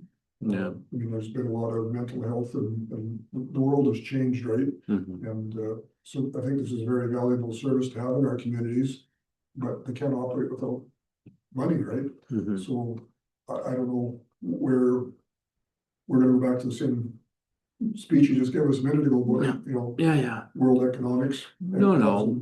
But these are things that we want to maintain services on too. How about I take that away? And did you meet with Casey? Yeah, okay. Well, I'll try and connect with Casey as well. Probably virtually, but at the next opportunity we have, Angela, we'll do that. And then I'll get an idea from her. Last time I saw her at an event in Grimshaw, she had mentioned that they were looking for more. And I'll say the same again. I'll encourage them to reach out, but I'll just voluntarily make that time. And then I'll, after meeting with them, see what file, whether it be mental health and addiction, primary care, or even there are other grants potentially for community organizations independent of them having to do with mental health that might be able to try and support them on. She would really appreciate that. We do need to work on a sustainable path for them too, right? Go ahead. That's what she had mentioned today was the grant funding, like they had grant funding for 2 years, I believe, and then there's a gap year where they can't apply, and then they can apply again next year. So I guess this is the issue for this year, is that they don't get that grant funding this year, and so she's reaching out to municipalities. I don't know how much that grant funding even was. I don't know if they said if that would make up their deficit or not. Probably not. It'd go a long ways towards it, but I'll work with her and I'll commit to that for sure. We're gonna reach out to her and let her know our decision today. Yeah. And obviously we'll forward them some funding, and we can kind of throw a note in there that you would agree to meet with her. Yeah. And I guess Angela will set that up for you, so that would be great. Thank you for agreeing to fund them. I know you guys can give me the same speech around your budget's being tight as well. And so I appreciate it. I need to comment that we funded a senior high girls volleyball tournament, probably for more than that. So I think that at least we owe our residents is to support something as important as this. So yeah, it was kind of a unanimous decision at this table. I mean, the amount we kind of went back and forth on, but we did settle on a reasonable amount. So yeah. Well, thank you. Nuclear energy. I mean, you sat in on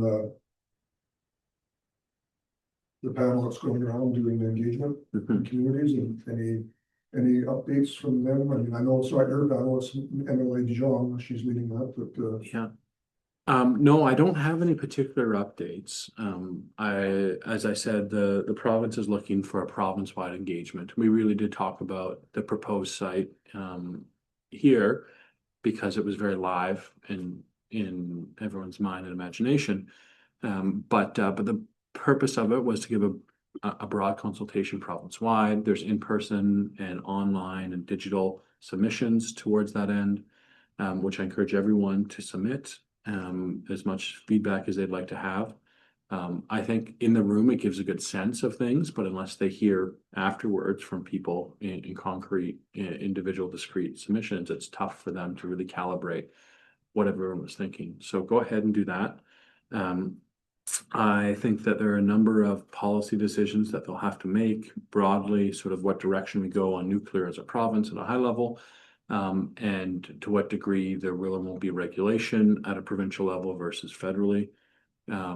And those are, I think, that the kinds of things. I think that your conversation you had as municipal councillors was helpful, municipal stakeholders broadly, I'll say, surrounding what support is there. You guys are going through a very onerous set of evaluation with the IAC, CNSC, and all the different legislated and practical pieces that come onto your plate.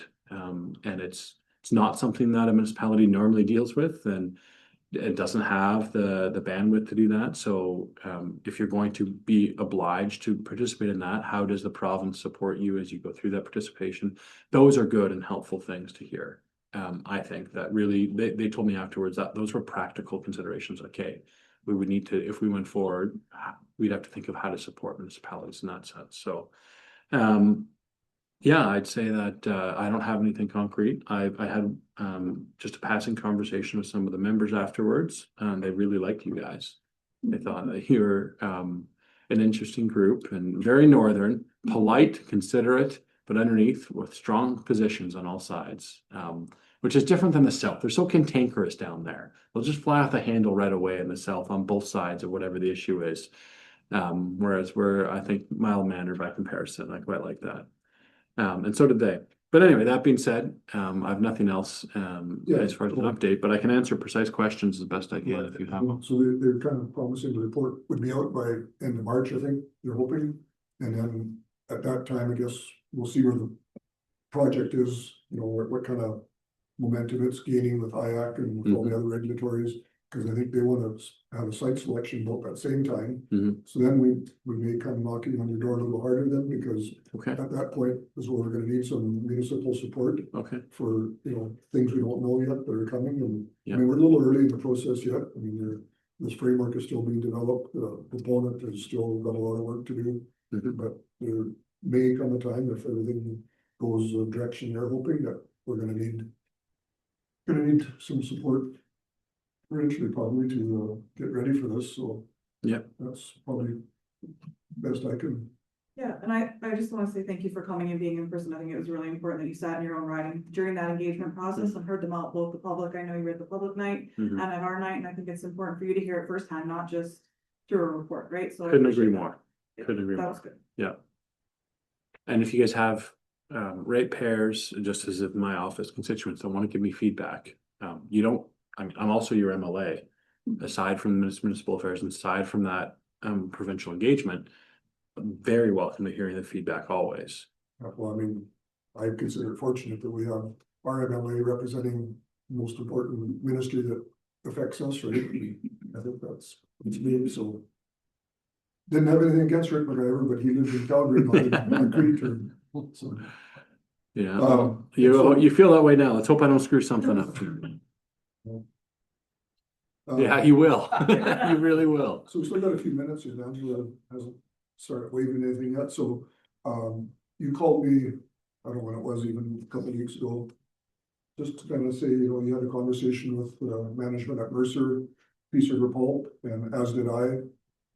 Our council presented. And I just wanted to let you know, the press is here, so I won't say much, but we made a proposal to kind of help them get through this time, and they actually responded very grateful for it, right? They said it'll go a long ways in bridging them to the outcome that we're hoping to get, right? So just wanted to let you know that this council has stepped up and realized that the best path forward is in our region is to kind of be collaborative, right?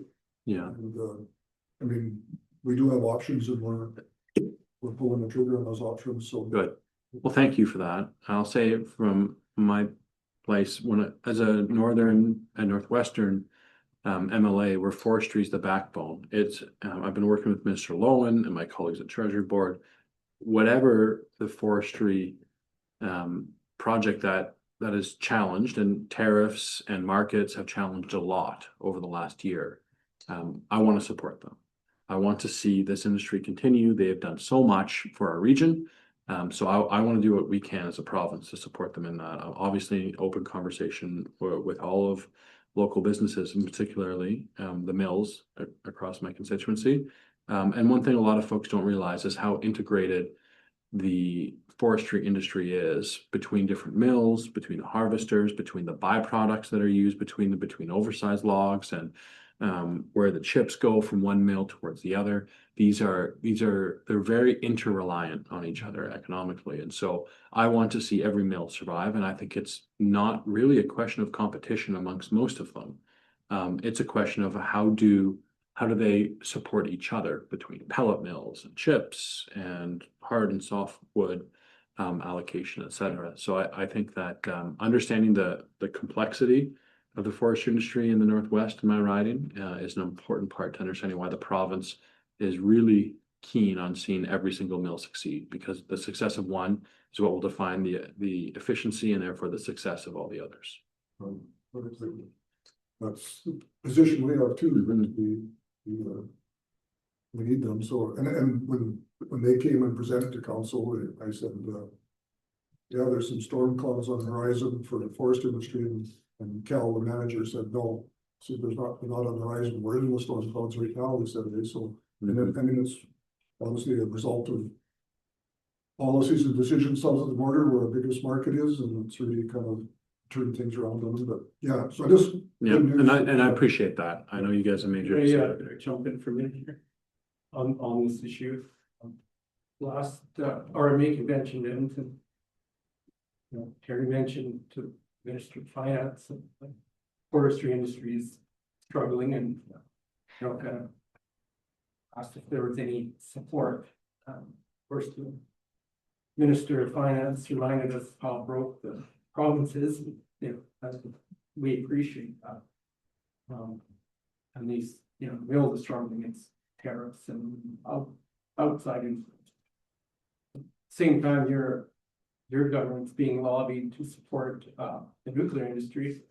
You hear this word backstop, and that's potentially tens of billions of dollars, right? And so can you kind of square this for one industry, not the other? Can you square that up? Sure, happily. The actions of the government so far is we saw forestry with a number of different challenges leading up to Christmas across our constituency, and Treasury Board made a decision to relieve about $11 million worth of dues province-wide. It was a challenging situation because if you were to just remove the royalty dues, it was a particular due that other jurisdictions across the United States and Canada don't have, that we got rid of, to have that $11 million equal application across every single FMA across the province, every tenure across the province.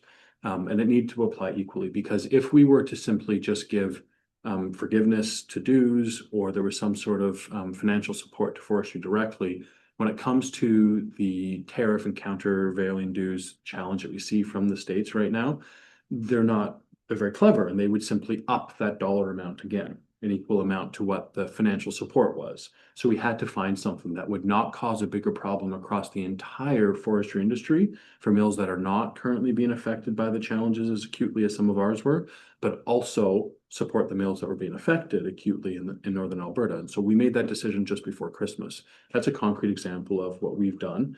That's $11 million less revenue for Minister Horner, but we know it was important. And we think it had a meaningful impact with a number of mills. We've been working, as soon as we heard, with local mills like Mercer with the challenges they have on what that possibly could look like. We want to find solutions for them. They have a plan, as you well know, on how they want to have a business case to remain viable, and we'll work with them on that. And on the point, so I'm happy to commit that we will continue to work with them. I understand that their board gets to make their own decisions in terms of where they go, and we can only have so much impact on that. I want to see Mercer's been a terrific corporate citizen to the region, I think. They've been very good, and they're a backbone of the entire economy around all of our municipalities. On the piece surrounding a proposed nuclear backstop, my government has not considered this in cabinet. There's not a proposal in front of us to that end, and you heard what the folks in the engagement panel said clearly. I can't stop a federal government from doing something like that. You want to know the facts? The facts are we found $11 million mid-fiscal year before a budget where we're going to run a challenging budget at the end of February. We still found that because we knew it was important. And the other side is conversations people have. There's nothing concrete to point to in terms of dollars going towards a backstop provincially on any project outside of an AIOC frame, which we've been doing. I think we have $2 billion allocated, if I'm not mistaken, and I stand to be corrected, to AIOC allocation for projects across the province. That's the only backstopping that we have done as a province. Thanks. Yeah, I hope that helps. That's the honest, like, facts. Guys, I just want to supplement that with, and maybe Brent's not aware, but I've been to at least 2 ribbon cutting things, forestry plants in our municipality that have received major government funding for upgrades to their mills. Generally tied to the word green, if it's something a green project, where you're, reducing your footprint in the forest or whatever. So, I mean, I think the governments have done a good job of supporting the forest industry, and they're not picking one industry over the other. They look at whatever makes sense and get the best return on their investment, right? And forestry, huge return on investment there. All you got to do is go to any one of these mills and you witness it firsthand, right? With the activity going on there, the employment, the contractors, the log trucks rolling in, the lumber trucks going out. So yeah. So we're kind of at a one last thing, and I have to be very cautious so you answer this because the press is here and you keep telling them that they're going to have their Spidey years. They're going to start recording all of it. It's only, you don't have to say anything. It's just, we see this real on the media. We're seeing all these Alberta sovereignty lineup going on. It disturbs me. I mean, I would not support that for 1 minute, but I just don't know what your government, where you sit on that. I mean, I know the premier's come out and said she wants a sovereign Alberta within a federation of Canada, right? It's a pretty broad statement. I mean, but one that I would support, I think. I mean, I think we've been abused by Ottawa for too long. I remember as a small child that my parents talking about it, and my uncles, and how central Canada was, runs everything, and it just seems to go on and on and on, and it's reached a boiling point now. So, I mean, if you can believe the polls, if there's a referendum, which it looks like there could be, it'll never pass anyway. But I just didn't know if you had anything you wanted to say on that, or without being, too decisive one way or the other. But that's fine. I love my home. I grew up in Alberta and in Canada. I think my parents and grandparents built this country, and it is what it is because of the sacrifices they made. I think that love of a country is something more than an economic question. I mean, you don't see European countries every time they're invaded by Germany asking, will our GDP go up? Will we pay less taxes? No, they love their country, and I think it's a good thing. It's good to be patriotic. I don't think the country that's been defined by Justin Trudeau is the country I live in. And I think fundamentally, sure, I'd be the first to say, and I'll have said it on the record in the legislature, Alberta hasn't had a fair deal for a long time. And I hope to goodness, institutions like the Supreme Court of Canada don't go trying to undermine that even further with the hack case in Quebec, where they're going to take away our ability to use the notwithstanding clause, which is constitutionally afforded to us. It's decisions like that from Laurentian's elite thinking that they can just continue running roughshod over Alberta that drive reasonable, good-hearted, proud, patriotic Canadians into this spot where they feel like there's no hope. And I refuse to give in to that. A few years ago, I never saw more Canadian flags anywhere than I did in a bunch of communities across rural Alberta that were very upset that are heading over the convoy. They were very proud Canadians just a few years ago. And those same folks are now saying they want to separate. I mean, patriotism runs deeper than political swings one way or the other. People who want to go and join the States because of President Trump are going to feel very bad when it's President Newsom a few years later. You can't have allegiances to things based on political whims. No, I love my country, I love my home, and I'm not ready to give in. And I think that those same people that were frustrated and were proud to fly the Canadian flag 2 or 3 years ago are the same ones that just need to know how can Canada work now. And if we can articulate that, if we can show it, if we can get pipelines, we can get rid of the 7 of the 9 bad laws, if we can say that Alberta gets its fair share, then I think those folks are reasonable. They want us to have a shot across the bow to Ottawa. Heck, they want to have a shot across the bow to provincial politicians in Edmonton like me to say, are you listening? We're frustrated. I think it's my turn to show leadership and say, okay, I am listening. You're not giving up on Canada. You're giving up on hope. And I think that's just a whole lot worse. I want to see Canada thrive. And Alberta is, I think, the only way that that's going to happen. Alberta that really knows its place in the country. And that's what I think Premier Smith is going to very strongly assert. When she says a sovereign Alberta with a united Canada, she's not parsing words. She really means she wants a strong Alberta in Canada, that she loves her home. And part of that home, Canada wouldn't be the same without Alberta, and Alberta wouldn't be the same without Canada either. I don't know. Those are my thoughts, Yeah, and well, it's not thank you. filtered, and the press obviously can report it all they like. I appreciate your honesty and I support you. I would echo the same things you said. I mean, my father fought in the war for this country, and I mean, when I see those snowbirds or the military heading north to Yellowknife now, those things make me proud to be a Canadian, right? And I just don't see the upside of having a separate Alberta, how that would play out. I get the frustration. I'm not going to It throw is anyone under the frustration. bus. It is. Everyone that I've met in my communities that say that they want to separate, when you talk to them, you can understand what they're pointing their finger at. They have real grievances and they're not made up. I think the last thing any provincial politician do is dismiss those. And that's, if anyone hears that's what I'm doing, I'm not.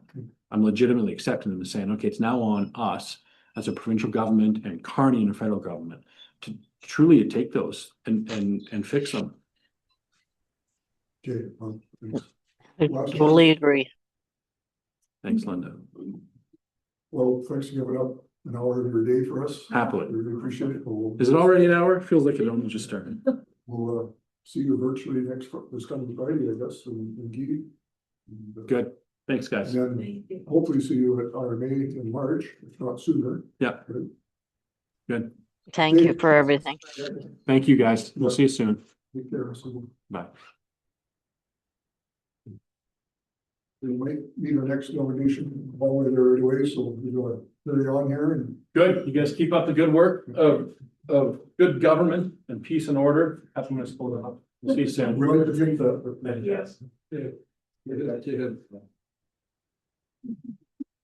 So can we go down one more time just to talk? That's probably something that we could. Yeah. Yes. Dan, we got one more in-camera session, so I'll give you last chance for open mic if you have anything else. Are you gonna have my guts for garters if I mentioned the sovereignty? I say it again. I'm gonna be in trouble if I mention the sovereignty part of the. I don't think so. I think he's supporting a independent, or not an independent, state remaining in a federation, right? So. I think it was a really good, strong. Yeah, and I think people need to hear that, right?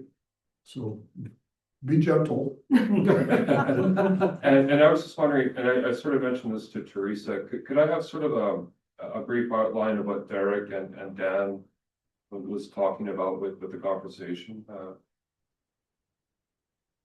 With the both. Did you write on? I'll take that. Yeah, so that's it. Yeah, that's basically it. So, well, we'll ask you to excuse and you can stay, Charles. Josh left, so we're gonna. For the minutes, I'm walking away at 3:36. All right, okay. If you're gonna have roll bill. No. You can probably stay for this. I don't think it's gonna have any we're not, yeah, I'm okay if you stay for this little quick conversation we're gonna have. But you have the choice, you could leave if you like. I think I'm she gonna should. go. Okay. Yeah. Cause I think if I go for part of it, then I go for all of it. Yeah. No gray area, that's what I like. I'm black, I like black. All right, motion to go to camera. I will Linda? make the motion. Yes, please. Gary? Okay.